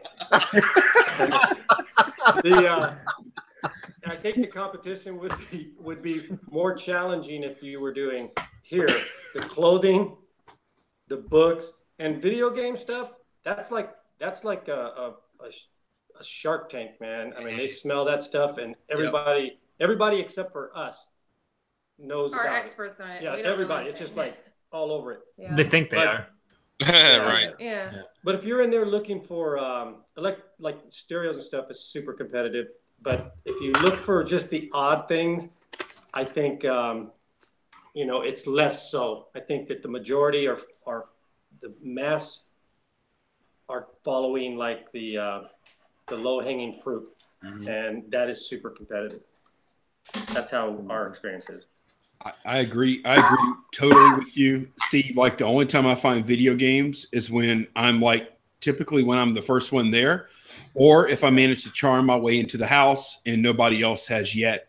Yeah. And, I get into the video games inside the house. But other than that, that's why if you watch my channel, you'll see I'm always picking up oddball stuff. And you're like, I never seen that before. And I haven't seen a lot of the stuff I pick up. I've never seen before either. It's like that looks. After a while, you just kind of develop an eye, and you're like, okay, that looks interesting. That's different or whatever. That's unique. That's why you have to stay a step ahead of the game. You know, like everybody knows video games. Everybody knows Lego. Yeah, Lego. There you go. Lego. These action figures. It's all. Yeah. And a lot of you like your fashion brands and stuff. You know, everybody knows that stuff. So you have to.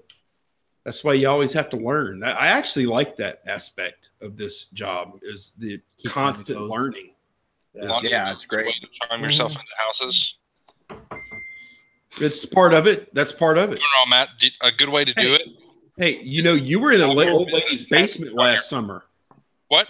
You were in that lady's basement last summer. I remember that. I was in 100 houses last year. Ever since I put my business on my van, every time I go garage sailing, I get invited into someone's house to see this, that. And 9 times out of 10, I don't care what they want to show me, but I see something else along the way. Oh, what about those Game Boys over there? What about this? Oh, I was going to throw that away. Yeah, $10. Sure, no problem. So it comes down to people skills, right? They see it on my van. It came down to people skills at that point. Yeah. But yeah, if you, I'm not telling you to get something on your van, but like people notice it and they are interested in it. They're like, oh, can you tell me about this or that? And yeah, I go into a lot of houses for sure. One of the only way I get video games now is from telling people the things I buy and handing out cards and flyers. That's other than your typical $5 to $8 games. That's the only way I get good stuff now, like Nintendo and older. Yeah, I can't tell you your people at garage sales. Do you have any video games? I think John's van. Oh, you're the 10th person to ask that. Yeah, exactly. Yeah. I think you're labeling your van, John. I think that's the same thing as if you walk into a room and there's people working in there and a guy with a suit comes in, he might not even work there, but they're going to assume that this guy could be a boss, and he gets granted like some power. If you've got a professional looking, you know, you got your van, you got your name on there, right away, you're a professional. You're like a guy that should be trusted. And you get an edge over people that, you know, they'll let their guard down. So now, hey, this guy knows what he's doing. I'll let him in the house. Yeah, I'll let him in the house. Think about that. That's a good point. Yeah, I think that's a powerful tool. We don't. No one locks our doors here. You can just walk into houses here. It's 90% of my Kijiji and local meetups. I go into people's houses or they come to my house. Wow. I'm going to buy stuff. Oh yeah, come on in. Doors open. Walk in. Say hello. So I'm like, okay. That guy that came and picked up that entertainment center today just walked into my garage and, you know, we loaded it up. You know, it was no big deal. Yeah.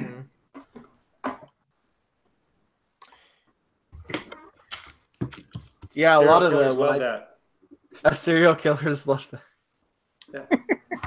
Yeah. I welcome. So, what would you put on your side of your van, Steve? You know, sometimes serial killers just want a good deal too. They're not always wanting to kill someone. That's right. We want to spend money, buy things. No, our van, on the side of the van, if we put a giant thing on there, it would say, "Get on in the van." Cookies and candy inside. Don't be afraid. You'll like it in here. Yeah. The weather is great in here. Yeah. We have AC. Yes. Our auctions here too are still really good. I noticed a lot of our resellers around here are a lot older than me, like real old. So when I go to the auctions, it's all like 60-year-old dudes looking at the old tongue and groove furniture and stuff and the old sewing machines.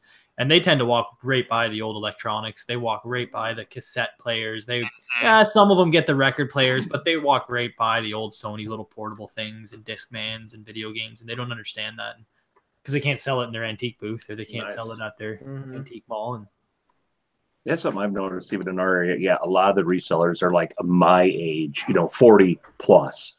There's that group that buys the furniture and the old antiques, and then there's the guys that are my age that are out hunting for the stuff from when we were kids, the old 80s toys and that sort of stuff. Yeah, the video games and what have you. So yeah, there's that too. You don't really see a whole lot of the young 20s, but I guess I know when I was young 20s, the last thing I was thinking about was reselling too. So you know what I mean. I was doing it, but I was never looking at it as an income. It was just Right. Yeah. It was like, oh, I want to buy another video game. I want beer for the Right. weekend. I got this crap kicking around I don't need. And That's like how mine. Like I was reselling. Like I'm only 30. And I was reselling in my 20s, and I was like, oh, this is going to be a really, really awesome exhaust for my truck. yeah, that's what was my when I get this sold. Thank God 20 something year old like resellers, if they're actually, there's not that many of them, but thank God they don't like waking up early. Yeah.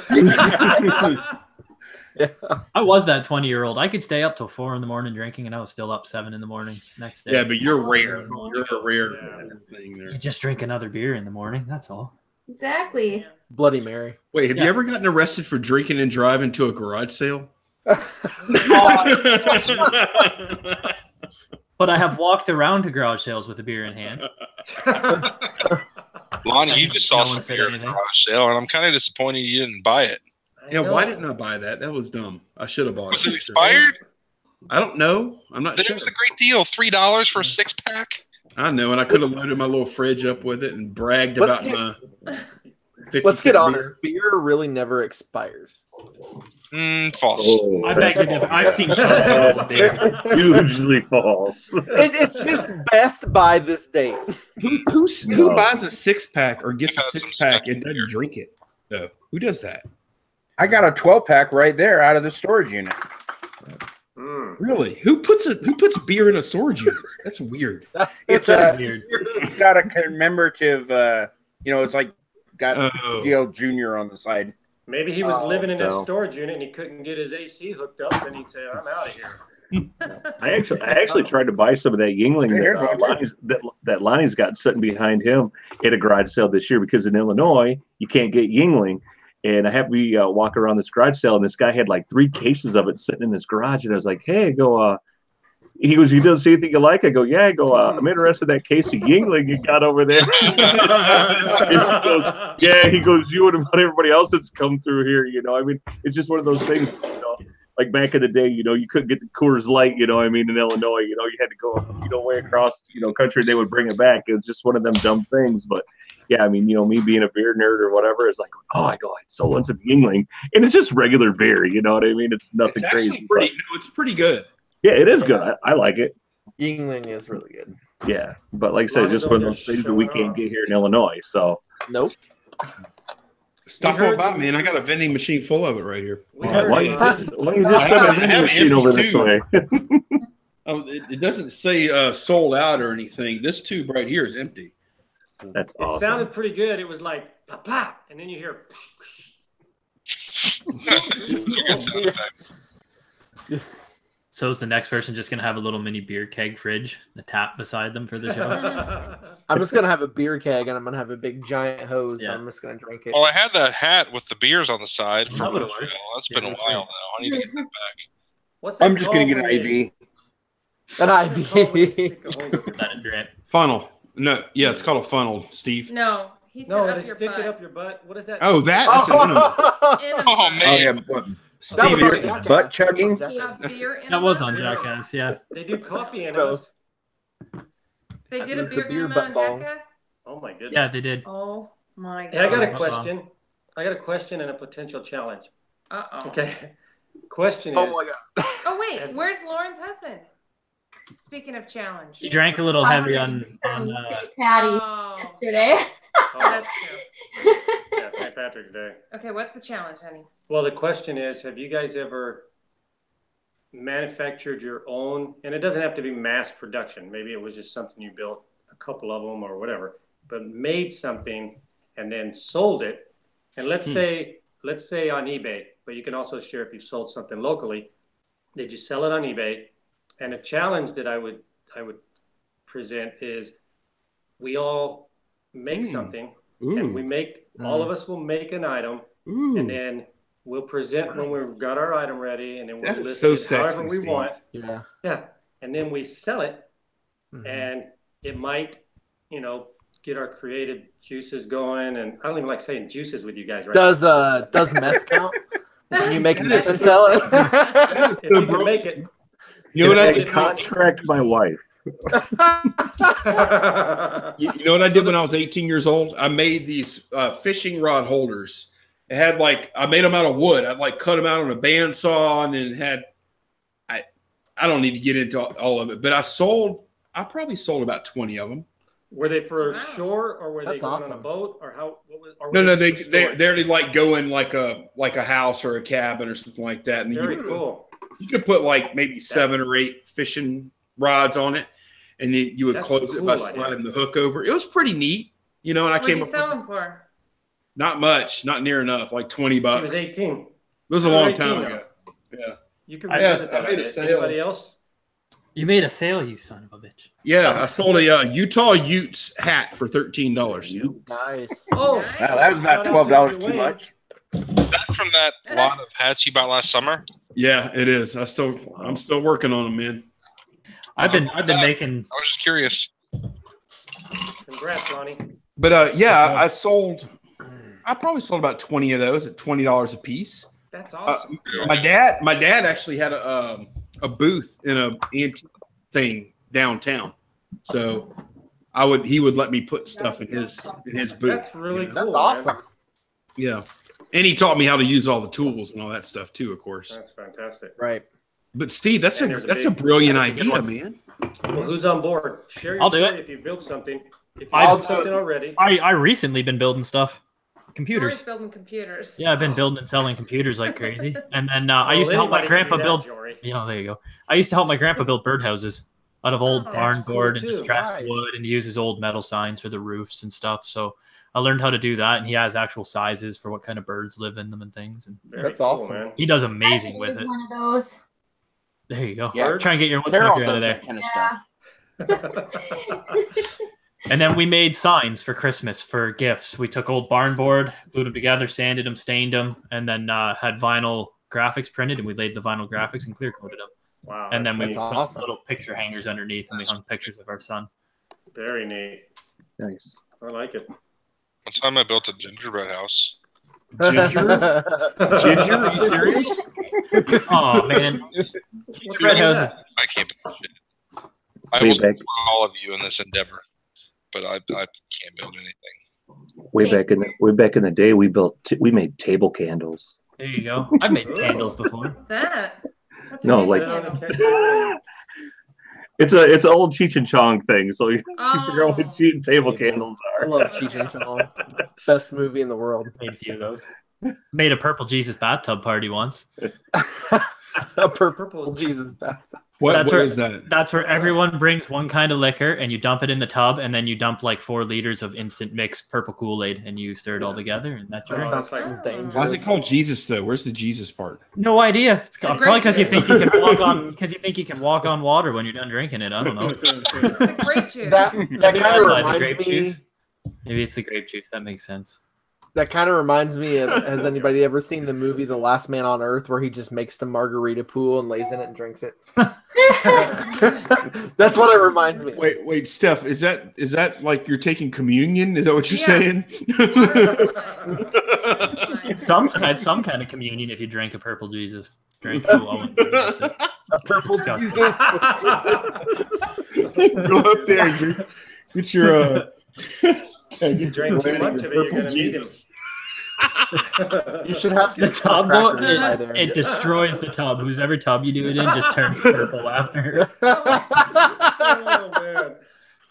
There's a lot of pissed off parents still out there to this day, I think. But yeah, I think there's different names for that. Yeah, I saw someone put jungle juice. We always just called her a purple Jesus bathtub party. I like that name. Only in Canada. Yeah. I wonder if anyone cleaned the bathtub before you guys made those. No, you're what? No, you're already like 8 drinks into her at that point. Yeah. You just put the drink plug in and start pouring the booze. Gross. Oh, that's gross. Oh, that's gross. The soap scum helps. It foams it. Hey, Princess Casserole says we put our jungle juice in the garbage can. We did that. Yeah, we used to call that a trash bash. What? Yeah. See, the garbage can's grosser than a tub. The tub had soap in it. Put like a liner. But it's new. That's true. Yeah, that's true. Yeah, it's new. Yeah, you get a We new used to trash do that. can. We had we'd put a brand new trash can on second base and play smash ball, and you had a pound of beer or a pound of drink go past second. That was Wow. yeah, it got pretty. No, but I don't think we ever made it 9 innings. If we did, I don't remember.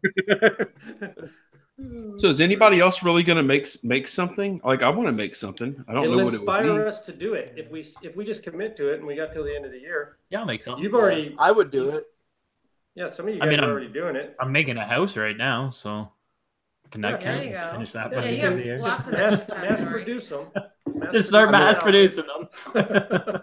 I mean, I'm horrible at making stuff, but I'm a lot better at fixing Give it a something go. than making it. I actually Chat, anybody in the chat can join Carol it. Too. can do it. actually had this idea. I can make love. Oh my goodness! He gets that sexy background color going, and now look at him. He's a different man right now. So that's why he likes it. How do you put a price on that, huh? Hey Lonnie, say it again, but say it like a 70s DJ. And you got the night shift. You're working at midnight. Your audience needs some love. I can make love. Now say it like an angry Chinese restaurant owner. Okay, angry German. I like the fishing pole holders, Lonnie. I think that is a really That is neat. cool idea, and there's such a big group of people that would be willing to buy them, man. I know What- this came up because Steve probably knows what he's going to make, and we don't need to know what it is. Yeah, that's I kind of- can't wait to hear what it's going to be. Actually, You don't know what it is, Steph? Uh-uh. No, I don't know either. I never know what's going on in there. I don't either. But the other day, I said there was a conversation, and I said, "Who knows? We might be making our own thing." And then after I said it, I was thinking about it. We should try to make something ourselves and sell it. I don't have an idea in mind, but if now just by speaking about it, Is it going to involve I will me have to making it? think. Yeah, both of us. We work together. It'll be fun. He'll invent it. I'll have to make it. Yes, but no, I definitely. think we'll make it our own. Is it going to involve Don King?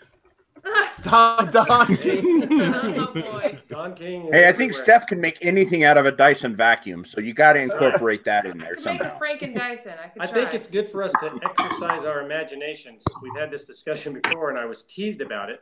But let's take the challenge, exercise our imaginations, and create something that's ours. It'll be a challenge. We'll see who makes the most money. Yeah.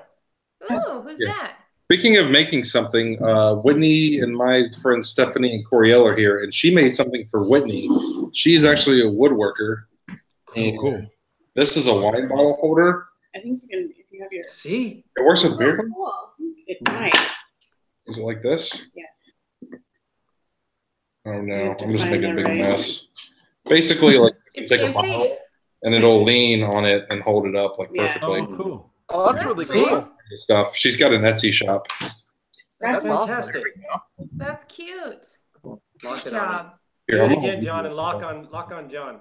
I got it Hold locked. it It up should be again, locked John. on. Here, Whitney is finishing the bottle off so that she can demonstrate it. Oh, cool. Oh, that is Very so cool. There you cool. go. See? Awesome. There's inspiration, guys. Yeah. Look at that. He's like clean the. So that bottle was full just a couple seconds ago. A couple seconds. Now I need to go back to my box. Hi, Whitney. Hi. I say, Hey, what's the website? So yeah, Oh yeah, here I'll link it in the description. too. Chick builds woodworking or they're something. on thechickWhoBuildsThings.com. Oh, there you go. nice. Great name, too. I'll link it in the description down below after. Cool, thanks, man. So the challenge is on, and everybody's agreed to participate. So I didn't hear We got Andy till- say anything or Shane. Andy said, I'm on. I'm on An- board. Andy's going to get his wife to do it for him. Yes. Everything We're gonna have I do myself. I don't want to sell it. one. Oh, Could you sell just one? you could make two. Yeah. Sell one. Just Hey, one. I got a question. Can we make porn? Yeah. Oh, Homemade. Just kidding. I'm just kidding. Under your desk No, there you're or what? not Duane. You own it. I'm sure there's a niche for ginger porn. There's all kind of sickos out there. That guy, ginger corn. I figure his first movie would be called Fireballs. Because gingers are That's great. great balls Make of fire. little Lonnie a wife, Blake Turner said. Get little Lonnie. Little Lonnie's gonna get a wife. I'm gonna get little Lonnie a wife and send it to Duane for his video. Are you sending little Lonnie to me? Is that what you're sending me, No, Steve? I'm sending little Lonnie and little Lonnie's wife to Duane for his porn venture. No, don't do that. No. Little Lonnie. It could be called. Steve It could be won't hurt called. little It could be Lonnie. called Top Gun. Top Gun. Great balls of fire. All I'm picturing is Trailer Park Boys when Bubbles and J-Rock made a porno. Oh. That was a good episode. That was hilarious. That was We gotta so watch funny. that show. I was getting changed, man. No, you weren't. No, you weren't. What was you playing with your goalie or something like that? He says. Adam says Dwayne's best tip. There's always porn in the storage auction locker. Dwayne's best tip. If you don't see it, you didn't look hard enough. Yeah. And he's like, look at all I found. Hey, go and watch Duane's video because now I know what he was digging around for. He was like a gopher digging around. Oh, I'm looking to see if there's anything profitable. He's like throwing that iPod, all this stuff's flying.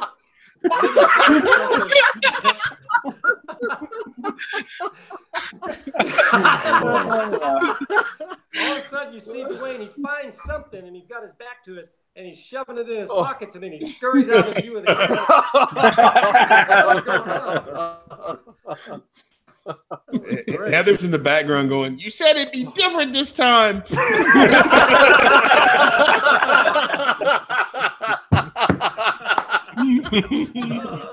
Oh, I'm dying. Oh my goodness. Oh. Whew. You guys are sick. Oh, you guys Oh, yeah, are Steve. sick. Steve, you're not sick. No, I'm pretty Yeah, you clean are. compared to you guys tonight. Hey, just go ahead and Holy business. minimize that and make it black and white. None of you know nothing until I take you to a Toonie bar. I'm going to agree with that. I want to go to a Toonie bar. Sometimes they taste like maple syrup. No, they don't. Oh, yeah, I think that's a trap. Our money smells like maple syrup. That's a true story. Really? Really? What? Yeah. Our bills are $5, $10, $20 bills. They'll smell like maple syrup. Wow. Nothing wrong with that. Nope. It's a sweet smell. Well, one thing I would say about this topic is that, and it's kind of refreshing, is that nobody. What? Why doesn't anybody take me serious? Because I see your lip going. There's something up. No, like not one person has used their location or just whatever the situations they have to deal with as an excuse for not being able to do it. That was never brought up. You know, we just shared like the facts of what's challenging and whatnot, but nobody said, There's nothing. if, Yeah. like I'd be kicking ass in California, or so that's really. I do think I could kick ass in Florida. I really do. I think Florida would be the bomb. Is that your one? If you could pick, or Texas. I think Texas I could kick ass too. From what I see, it seems Florida and Texas are the good places for sourcing. Now, Florida, great. you have all the kids. Like I'm sure there's enough to go around. Yeah. Man, Florida's Texas is so big, and it's hard to, like, when you go from one town to another, man, it's like, it's so freaking long before you see anything. I mean, it's just, I mean, if you live in an area where it's big metropolitan, maybe that's really good, but oh my goodness. Your guys' country as a whole, though, you have so much more stuff. Oh, well, more population. It makes sense, but it's. I watch your guys' videos and I see like your thrift stores. I'm like, it's like our Walmart here. It's crazy some of the size of your things. They're not like that where I live, Jory. No, yeah, no, they're not. They're not as big. Yeah, they're not too big here. I mean, 1 million people isn't a very big town here. What are you talking about? 1 million people is a lot of people, dude. That's a big town, dude. Yeah, I guess. Like not. No, it's like that's 997, so it's almost 1 million. That's a lot of people. Okay, here. How So many here, let me square put it in miles? perspective there, Jory. My whole state only has 3 million. Yeah. The whole thing. The whole state. I don't know what all of Ontario has. Probably not too far off from that, to be quite honest, because most of them would be in the big city like Toronto. Yeah, Most of the if you're population. comparing it to a bigger city, but 1 million's that's a big city. We have 117,000 in our town. A million is pretty big. Hey, Lonnie, would Texas be like, how close are you to the biggest city in Texas? And would that be something that you would consider like doing a trip where maybe you stay there for a couple days or something along those lines? I've never done it, man, but it's a good idea. Like how far is it for a big city? Not that far from Houston. Like maybe 4 hours from Houston. Would you bring a trailer? That's not that bad. Oh wow. I don't know. I haven't done it. I don't. Man, you could You know go what I mean? Like, hook up with.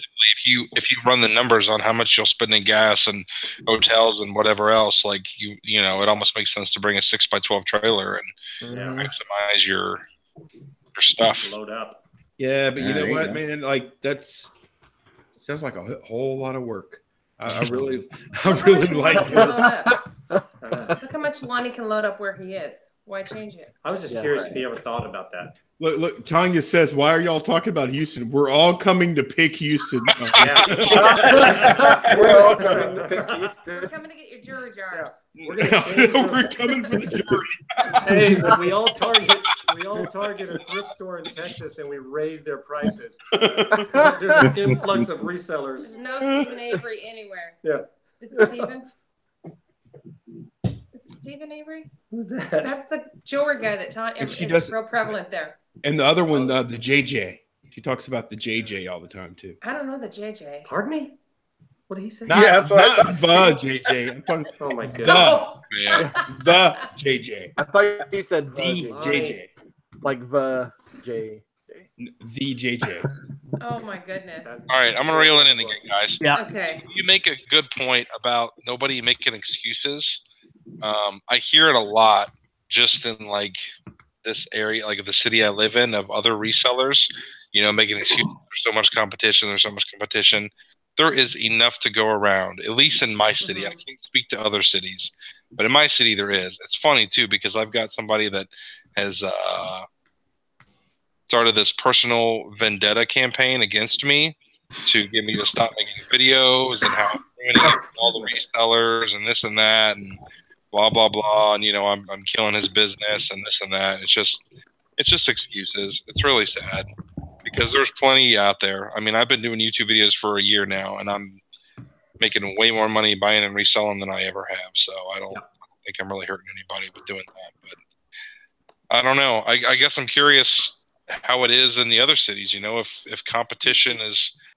Dude, you know what, man? You're just not looking hard enough if you're not finding. Because like I live in a town of 300, I got to drive 30 minutes to go to a town to source. So I see a lot of people on YouTube too, man. Like I see some people like there's like some people that I watch and they're sourcing something totally different than they did 6 months ago or 3 months ago. Have to. And then there's other people that I watch, and if I go back 2 years ago, they're sourcing the exact same shit. They haven't learned, and they're doing the same thing. So anything you ever do to change that market is going to scare the hell out of them because they aren't willing to do the work to move on to something new themselves. If you're a moving target, they'll never catch you. Yeah. You know? Yep. Yeah. And that's where like thrift stores will raise their prices, and I complain about it. I complain about it a lot, but then I'll just go to another thrift store. Not to and I won't go back. Evolved. You even said yourself, you're doing Craigslist ads way more than thrift stores now. So you saw the problem of thrift stores not having the stuff or being too high, and you said you were proactive, and you said, "This is what I'm going to do about it. I'm going to source Craigslist instead." So, You know, cheers to you. Yeah, cheers. Let's drink. Or I'll drive 2 hours and I'll go to the bins in Indianapolis, you know, and that's just how it is. You know, fill your car. Is like here, Canada, the shipping's so bad. So I notice a lot of people try to do all these tiny, tiny little things, and I'll just keep selling typewriters and monitors and computers and just large items. I don't really mind. I don't mind packing. It's a little more work, but it's less competition. There's less people buying it. There's less people selling it on eBay, so I can sit for a premium, and it was easy. Yeah. Evermore Antique says, my competition watches my videos, but they still aren't doing it as well as me. There you go. Yeah. Well, yeah. My competition does, though. Like Glenn. Glenn watches my videos, Swamp Picker. And every now, you know, actually a lot, I see Glenn picking up stuff. I'm like, damn, I wish I would have picked that up. But honestly, I probably wouldn't have picked it up. Somebody else other than Glenn probably would have picked it up. Yeah. And then, so I'm glad Glenn's picking that up. Yeah. But do you find that you leave stuff though now, Lonnie, that like you used to pick up? See, and I do that myself now, where there's other resellers, you know, like guys I work with or whatever, that, you know, we always end up at the thrift at the same time. I literally will like give them things. I'm like going, hey, you might want this.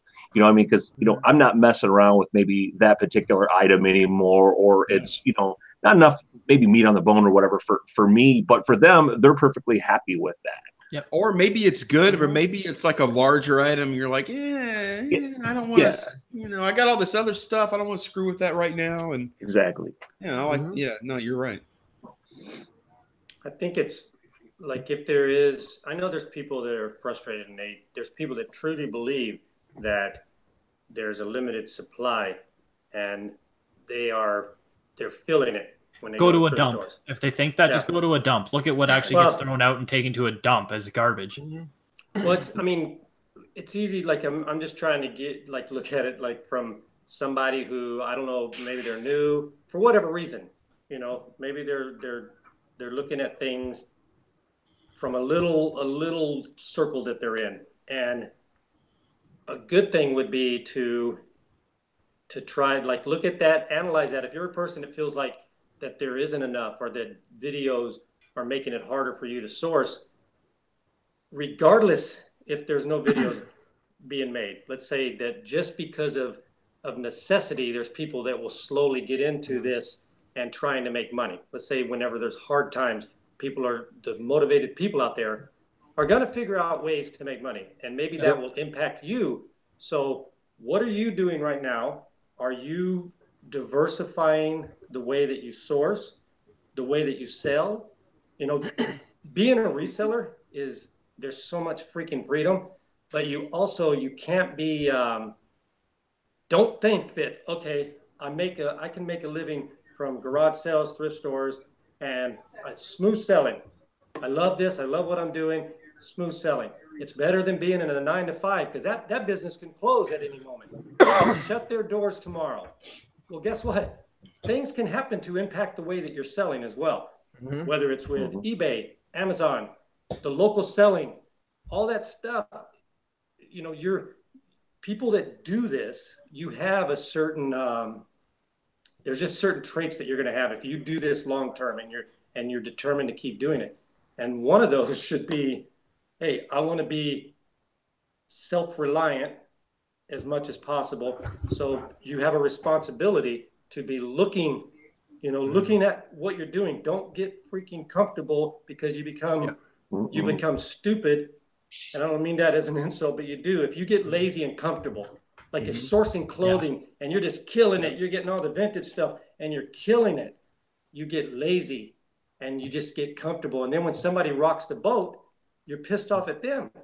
You're pissed off at somebody else that's doing what you're doing, and maybe they're doing it better. Complacent. That's why whenever you look at the young people, Steve, like you see like these like new guys, or like a 20-something-year-old guy or girl that comes in and they just kill it right away, kill it. That's because they're working hard, they're hungry, they're fresh-faced, they have no preconceived notions, they have no bad habits. Right.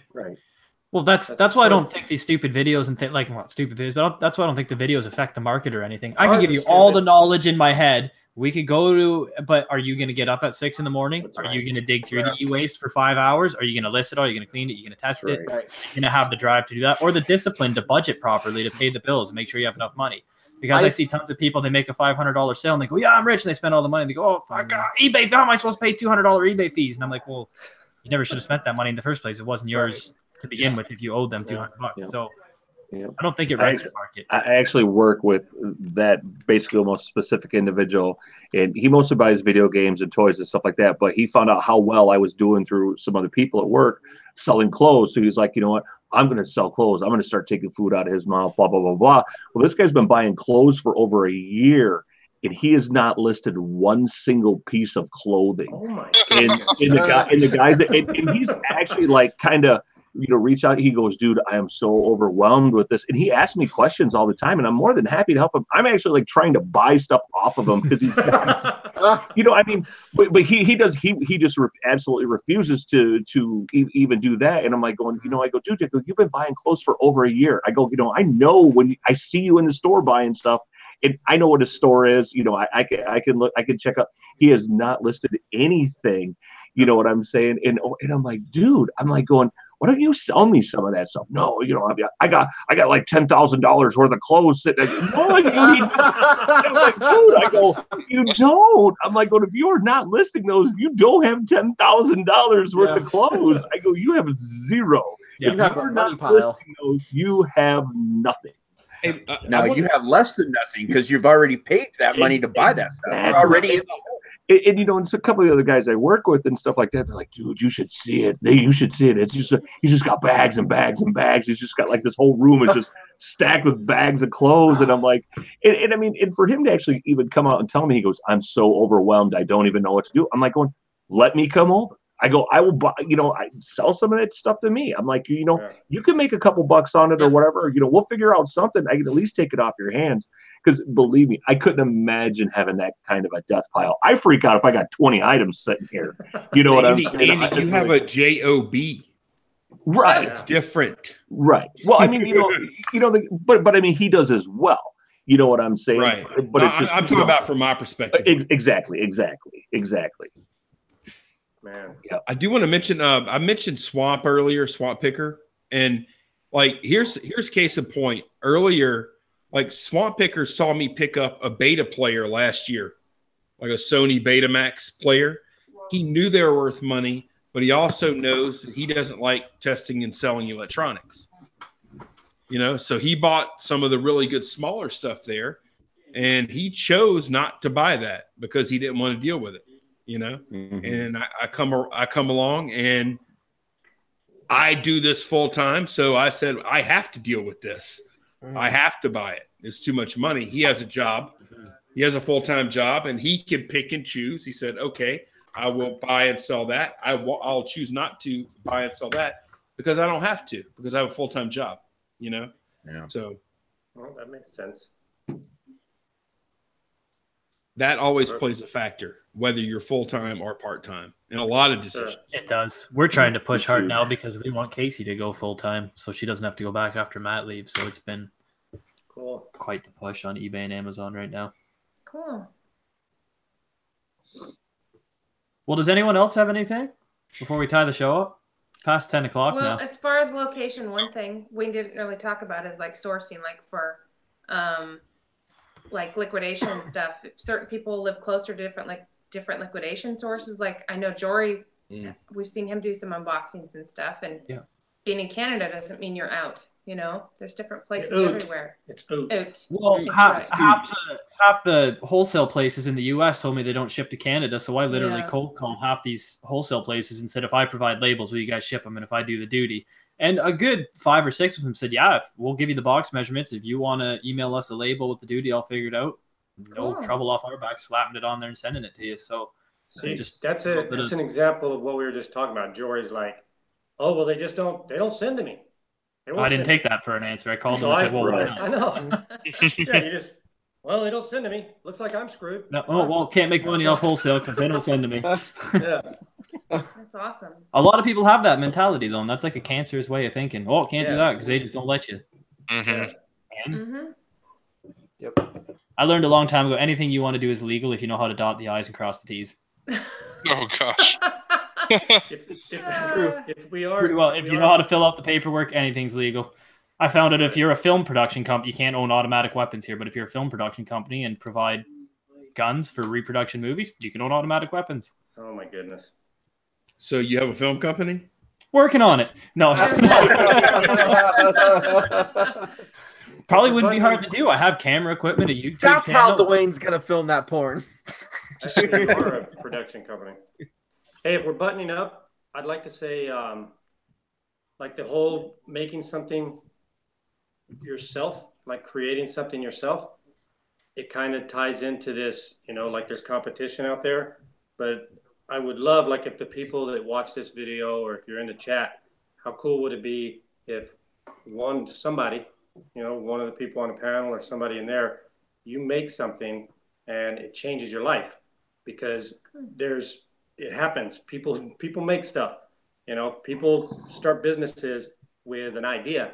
So if you've got ideas bouncing around in your head, or there's things you've always wanted to do, just freaking do it. Like, seriously, do it. And we have to, whenever you're doing this, like, we assume, think how like being a reseller, like, so Cincinnati Picker, his garage sale season's coming. It's going to be coming up. He acts without knowing exactly how that season is going to end. He goes out and he does his sourcing, he buys stuff, he makes money, but he truly will never know before that starts how well he's going to do. He'll never know that. Yeah, he does. Because if he doesn't find like really great stuff, Steve, he'll just lower his standards until he still fills the van. I think that's Lonnie. Okay. I'm sorry. Go ahead. You guys know what I'm saying. Like if you have like if you've been setting on an idea, or if you've said, I've always wanted to do this, do it. Do it. Especially if you're a reseller. Mm-hmm. If you're a reseller, just that you're already taking chances. You know, you're already being a rebel. Or if you're embarrassed and you think the thing you might make isn't good enough, try it on Etsy. Etsy's for homemade things. Screw being embarrassed. The regret is stupid. The regret of not doing something or wondering what if always surpasses the regret of failing at something. Yes. So just do it. Be part of our experiment. You got to the end of the year to be on Shark Tank and impress us. That's all. No, seriously, is this an official contest or what? Like, Yeah. how do we? What's the deliverable and when's the due date? There's no by the end of the year, but it would be nice as we progress. Like, say, Lonnie, on the next 6-pack, maybe you've already got a prototype of what it is that you're going to say, hey, I'm going to make these and I'm going to sell these on Etsy. Oh, you're not talking about one item for us. But Steve, I'm an idea man. Can we have teams? Can we have teams on this? We could consult with each other. We could consult with each other and help each other with ideas, because there's people. That's another thing. Like John said, he can't make stuff. You could come up with an idea, and then you could talk to people and say, I hey, bet Lonnie, John could manufacture stuff though if he had to. Sure, he would figure it out. So if you have an idea, we can share that with each other and help each other to, you know, see something through. And it can be silly, guys. If you start out doing something that could be silly and simple, that's the thing. Like if you go, oh, I got this idea, but I don't think anybody's going to buy gerbil bikinis. Who cares? Who cares? Gerbil bikinis. No, seriously. Think about it this way. Who cares if that's GER? Don't be stealing my ideas. I just came up with an idea. I have an idea for a whole business right now in my head. Okay. There you go. So look back to this gerbil bikinis. If you have an idea to do a gerbil bikini and you follow through with manufacturing it, okay, even if you make it yourself, you sew it in your house, you make it.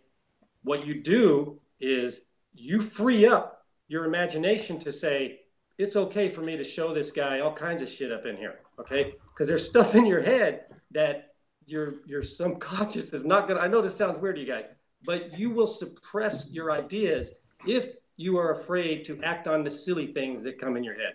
Get the silly things out, and then pretty soon there's gonna be something that comes in there, and you're gonna be like, wow, this is a good idea. That sounds like a million monkeys on a million typewriters typing random things, and one of them will eventually, yeah. Monkeys are terrifying. Chimps anyway. Monkeys are terrifying. All right. Well, that's all I've got to right. say for this evening. It was a great show. Well, thanks for coming on. I'm gonna go tap my maple tree now. I'm going to say something else, dude. Go tap my maple tree.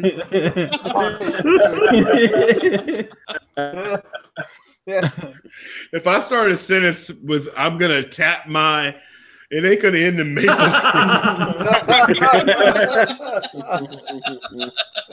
That's what you do around here. You just go for a rip, tapping maple trees. Going out for a rip. Tapping maple trees. Do you have to drill the hole in it first, or Yeah, you do. Yeah. You use a little manual hand crank drill, and you drill a little hole in, and then you bang a spigot into the. Drill it, bang it. Yeah. Once you bang that spigot into the tree, you put a bucket underneath her because it gets real wet, and she drips for a couple days.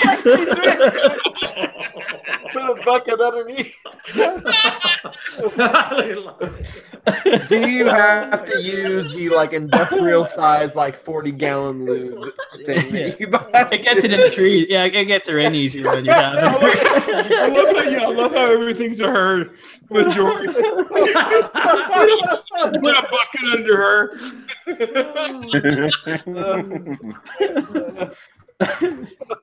Flipside's message in the chat. Oh, Somebody I'm read afraid to the look flip at the side. chat right now. Here, I just posted it in the side chat. The 15 years ago? Yeah. It says 15 years ago, living in Knitted mittens. Knitted for your mittens nuts. for your Nuts. I've seen them. It's a real thing. Oh my gosh. Knitted my mittens gosh, for your that's nuts called crazy. nut. Hey, it's funny, but man, Somebody stole your idea.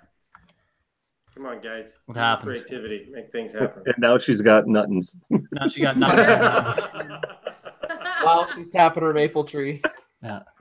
Can use some nuttons up here. We'll tap maple trees. Keep me warm. Oh, Sam Dallas. I'm already ahead on this one. Recently sold 3 dozen custom drawings gear. I might have stole the gerbil idea from Sam Dallas because apparently he's sold 3 dozen custom gerbil bikinis to Richard Gere. The Richard Gere. Good job, Sam Dallas. Richard Gere. Yeah, just for a few more minutes. All right. Well, yeah. I think we should probably call her a show here. Call her a show, right? Call her. Yeah. So what has masculine? Like, what do you call him? I don't know because cars are all girls here too. If you got a nice car, she's a nice car. It's just a way of talking around here.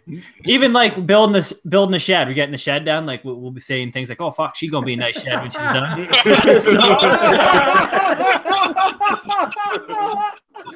It might end the sentence with "Come on," she gonna be a nice shed when she's done. Come on, that'll be good up in there with the snow. That sounds like a southerner there. We're kind of hicks. I guess I gotta get a couple buddies on here who are real Canadian with the deep accents. And you guys, Please do. We need a whole show. The next time it's on my channel, it's gonna be Canada talk. Sorry. We should wear costumes. I'm gonna dress up like Terrence and Phillip There you from go. South Park. Just a square head. Yep. Yeah. I don't know if I've ever worn one on the show. I probably got a couple plaid shirts kicking around I can throw on. I got some Canadian hats. I don't know what else. You guys think we're lumberjacks, right? I can bring my axe with me. Oh, I'm gonna dress up like Bubbles. Just got her sharpened too. Hey, Jory, I had Tim Hortons this morning. Thought of you. It's good coffee. Actually, it's shit coffee, but it's just a way of life here, so everyone drinks it.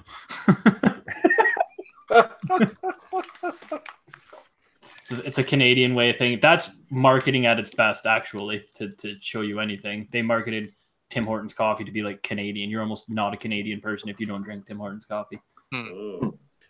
What else can I bring for the Canadian show? I'll drink some bagged milk while we do the next reseller show. That's the weirdest thing ever. It's how it comes. 4 liters. Comes in 4 bags. You put it in a holder.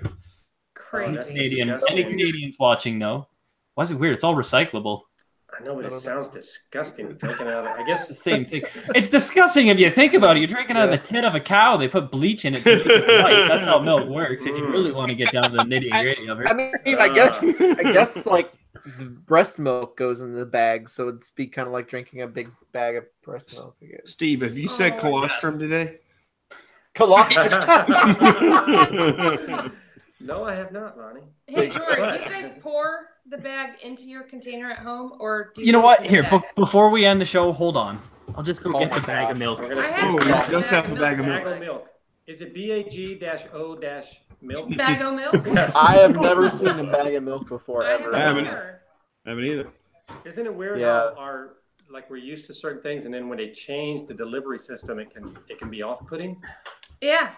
But some things are embraced, like when they went from, like a can of some vegetables into those bag bricks. of milk. Bag of milk. See? Oh my gosh. The jug. You put the bag of milk in the jug. See? It's a bag of milk. How do you pour it if you're pouring it on cereal? It's in a jug. You just pour it. I'm not going to pour it out. We just pour it. The bag doesn't slide out? No, the bag's like all the way down there. That's just physics. You have more bag. So how does it come out eventually? I mean, you have to have a hole in it. There's a little cut here. Oh, okay. I couldn't see it. All right. Usually, we all have magnets with little. No, hell no. You cut the bag open. You got your milk. Then you put another bag in when she's out. How long does it last then in the fridge? Me, I eat cereal like a son of a bitch. So like, you don't cover it? Like, is that what John just asked? Yeah, no, you don't cover it. It's just a little thing open. That's no more. That little tiny spout's no more open than your little cardboard flap you fold in, unless you're buying the jugs with the. You don't have cardboard. What? Yeah. If we buy 1 liters, if we buy 1 liters, they come in cardboard things like these black cardboard things, and you open them. Big plastic. Milk. You guys all got oceans filled with plastic bottles, and I see videos of birds dying eating the goddamn bottle caps and stuff. We have recyclable bags and cardboard ones that recycle. Get with the times. That's just so weird. No, we burn ours, Jory. We burn ours. Yeah. Well, that's way better. Make black smoke. Yeah, bagged milk. It's a thing. All our chocolate milk comes in little 1 liter and 500 milliliter. Like just little. What's the bag made out of? Here, the bag's plastic. It's plastic. So you didn't make it out of corn or anything that would be better for the environment. He said recyclable. It's a recyclable bag though, and then that'd be awesome if you could eat the bag afterwards. I know that would be awesome. We have chips like that, like a cereal bag. You guys have how? A bag of milk. How do you stock them on a shelf without them just slipping all over the place? They sit in milk crates, and milk crates are awesome here because you can hold records in milk crates. All right. Here's a question for you. When your milk is low enough, do you just cut the bag, pour your cereal straight in? Yeah. That way you don't have That's a good idea. I should try that. Have you ever dropped a bag of milk? Yeah, they don't break. They're sealed pretty good. Really? Yeah. Oh, yeah. Huh. Yeah, they get tossed around pretty good. Do you have bag-o buttermilk? We got no bag-o buttermilk. We got bag-o goat milk here. Here, I'm in a screen. What about orange juice? Does orange juice come in bags? Bag-o orange juice. I'm gonna only the milk. Only the milk. The orange juice here. I'm gonna show you guys something. The orange juice comes in the same thing as these. Do you see the milk container? You have to lock on you, or you lock. Okay. That's what our milk looks like. Sometimes our right there juice comes in that. So yeah, that's what our milk comes in, or our chocolate milk, and that's what ours looks like. Or you can buy bags because it's more to buy. He says tossing your milk sacks around. Tossing your tossing my milk sacks around like I don't even know what that means. It sounds really dirty though. It sounds really dirty. Yeah. The bearded picker wants to know if you have a bag of beer. Is that really? No, it's not. It's not raw milk. Raw milk's not allowed here in Canada. It's all pasteurized and everything. If I told Candace I was going to the store to find a couple of milk sacks.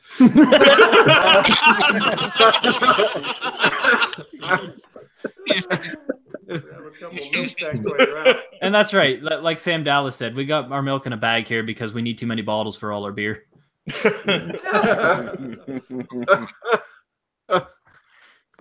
Yeah, that's I don't know. That's probably our weirdest difference from you guys in bagged milk. Israel has.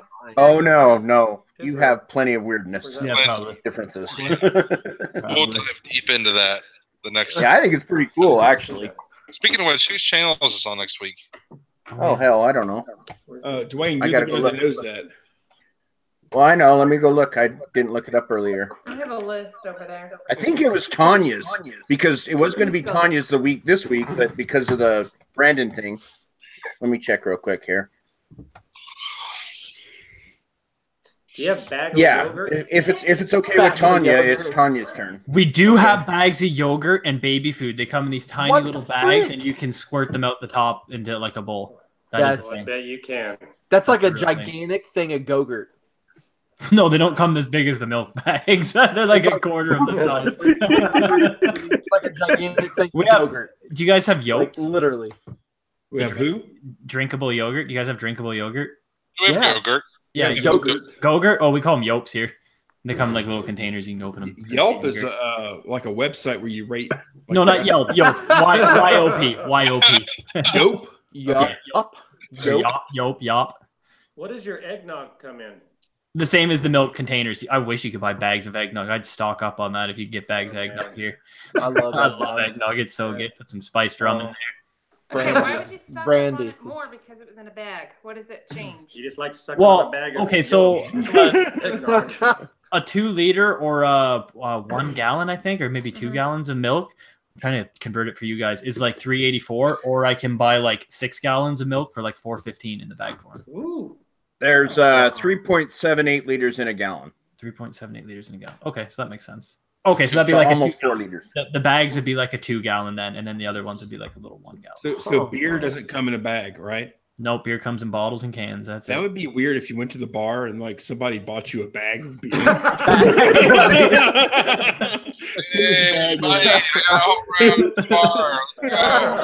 Bags rolling. Didn't one of you guys? Oh, that was Tonya. Didn't one of you guys drink wine out of a bag? It's in a box. But it's a bag in a box. Right. Yeah, she Capri Suns that bitch. She says.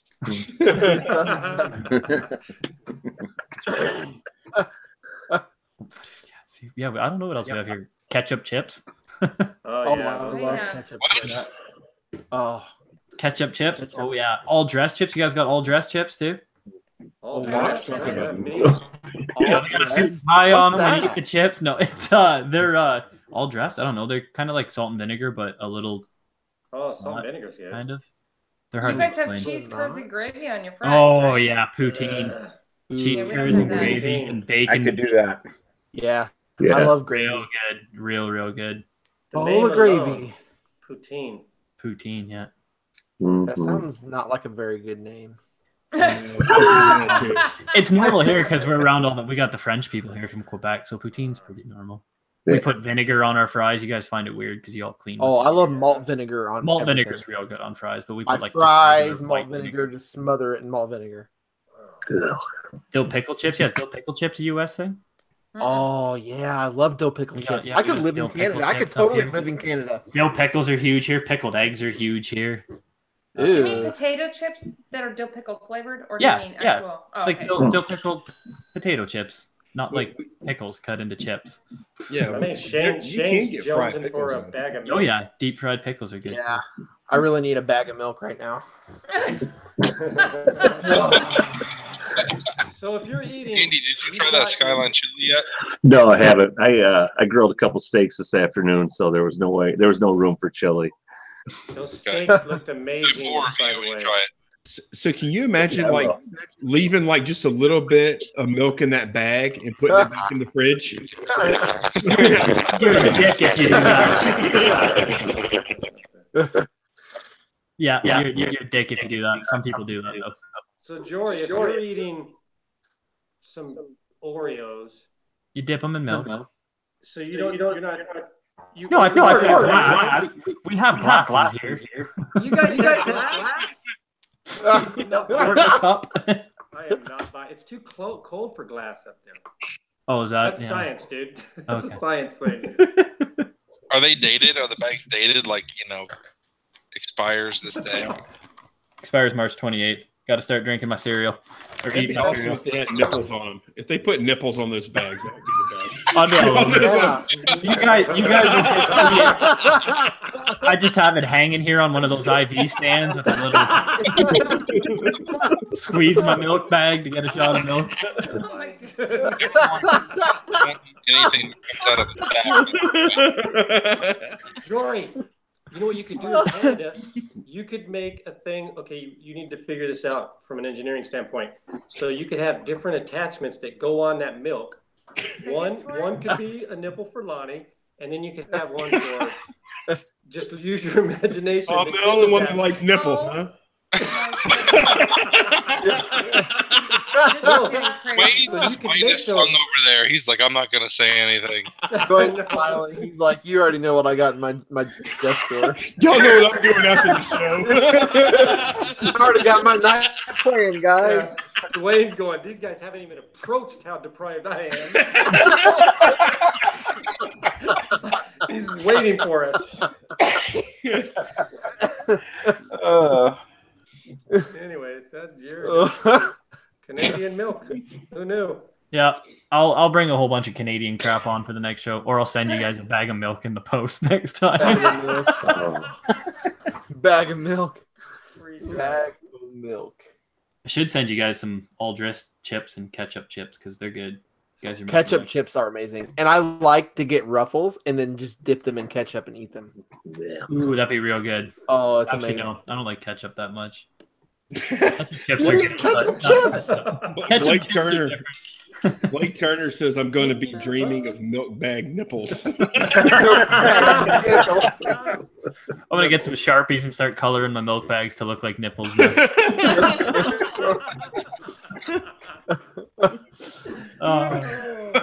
wife's going to kill me. Is that a milk bag, or are you just happy to see me?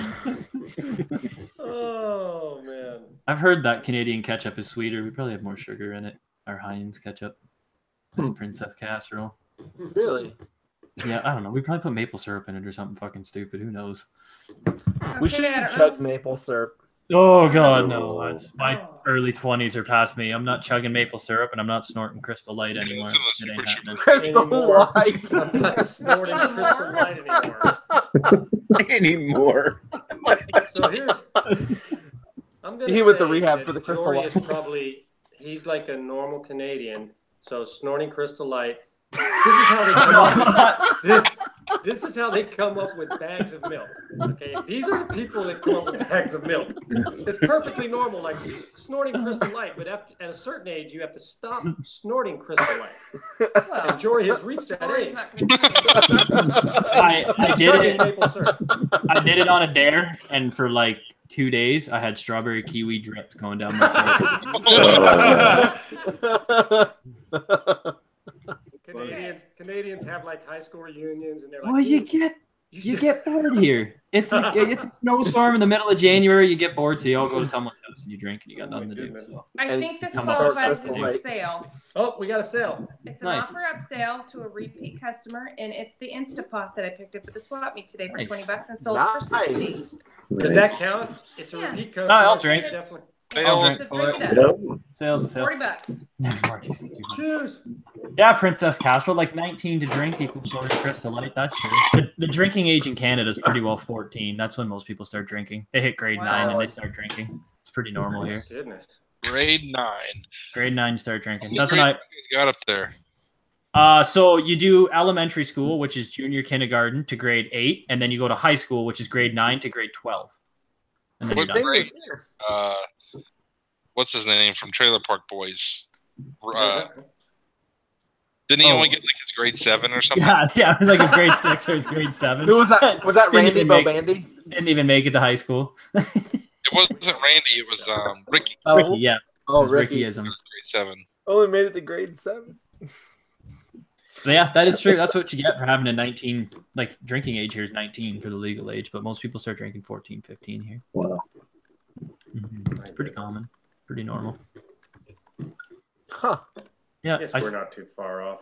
I started drinking the summer of grade 8 leading into high school. So it's pretty normal.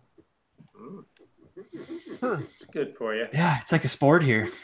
I don't know if it's good for you. Do you remember your seem to first live bag long. of milk? Oh my gosh, gross. Honey. Too long seriously, ago. that's like a big deal. I smacked someone with a bag of milk once real hard. Awesome. Oh my God, that's Swung the son of a bitch. Did they like it? I don't think they liked it. it? No, these are the dumb things you do when you're 16 and drinking. You know what'd be really funny? Let's break a bag of milk over this guy's head while he's half asleep on the couch. So we did it. That's awesome. I put everything I had into it. I was trying to hit a home run with a milk bag. It just caught his chin and exploded. I don't even know what that means. I was trying to hit a home run with a milk bag. Right? Is that like literal, or is it like literally meetings? He was asleep on the couch with his head kind of propped up on a cushion. I came up with a milk bag as hard as I could and just swung the thing, and it blew up in his face. You did. See, now I want to wake up with a milk bag hitting in this face. He wasn't happy sure at all. If I wasn't in this chat, if there weren't ladies in the audience, it'd be a whole different, Well, if Lonnie had his different way. story here. Well, I don't need to worry about one. What does that mean, Steve? I've had No, cruiser I said- videos. What's that, Lonnie? Steve, everybody has nipples. Even, I mean, I know. Can you milk a cow? Can you milk it? Hey, how funny was that movie? You can No, milk please. anything with nipples. Yeah, I was out milking the bull.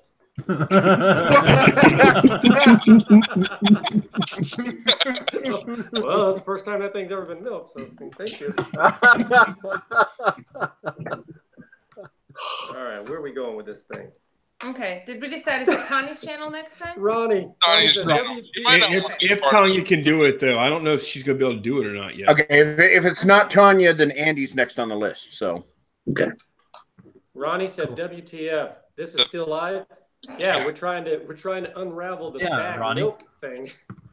The best way to see whose channel this is on next week is join the Facebook group for the Reseller 6-pack. We will post it there. Yeah, good call. I'm gonna make a thumbnail of this, me just slamming a 2 liter of milk Yeah. while tapping a maple tree. I think Duane has a VHS of that somewhere around the house. Hey, I'm gonna try and make that image happen Jory. for you. so Yeah. you'll be holding the milk like this, and then Yeah. have your Milk right will- hand on your butt like this, and just be like And I'll stand really close to the maple tree with a little Yes. spigot sticking in there. Yes. Oh, we're out of control. Yes, never more antiques. I'm not even gonna get on that, but sure, we call boobs jugs. Call them flesh pumpkins too. That's pretty common. That's the best thing I've ever heard in my life. I don't think I've ever heard that. That is the best thing I've ever heard. I can just see Jory at the Toonie bar. Show me your flesh pumpkins, and then No, you say let them dump at the Toonie bar. Let them dump. Them voluptuous flesh pumpkins. Oh my goodness.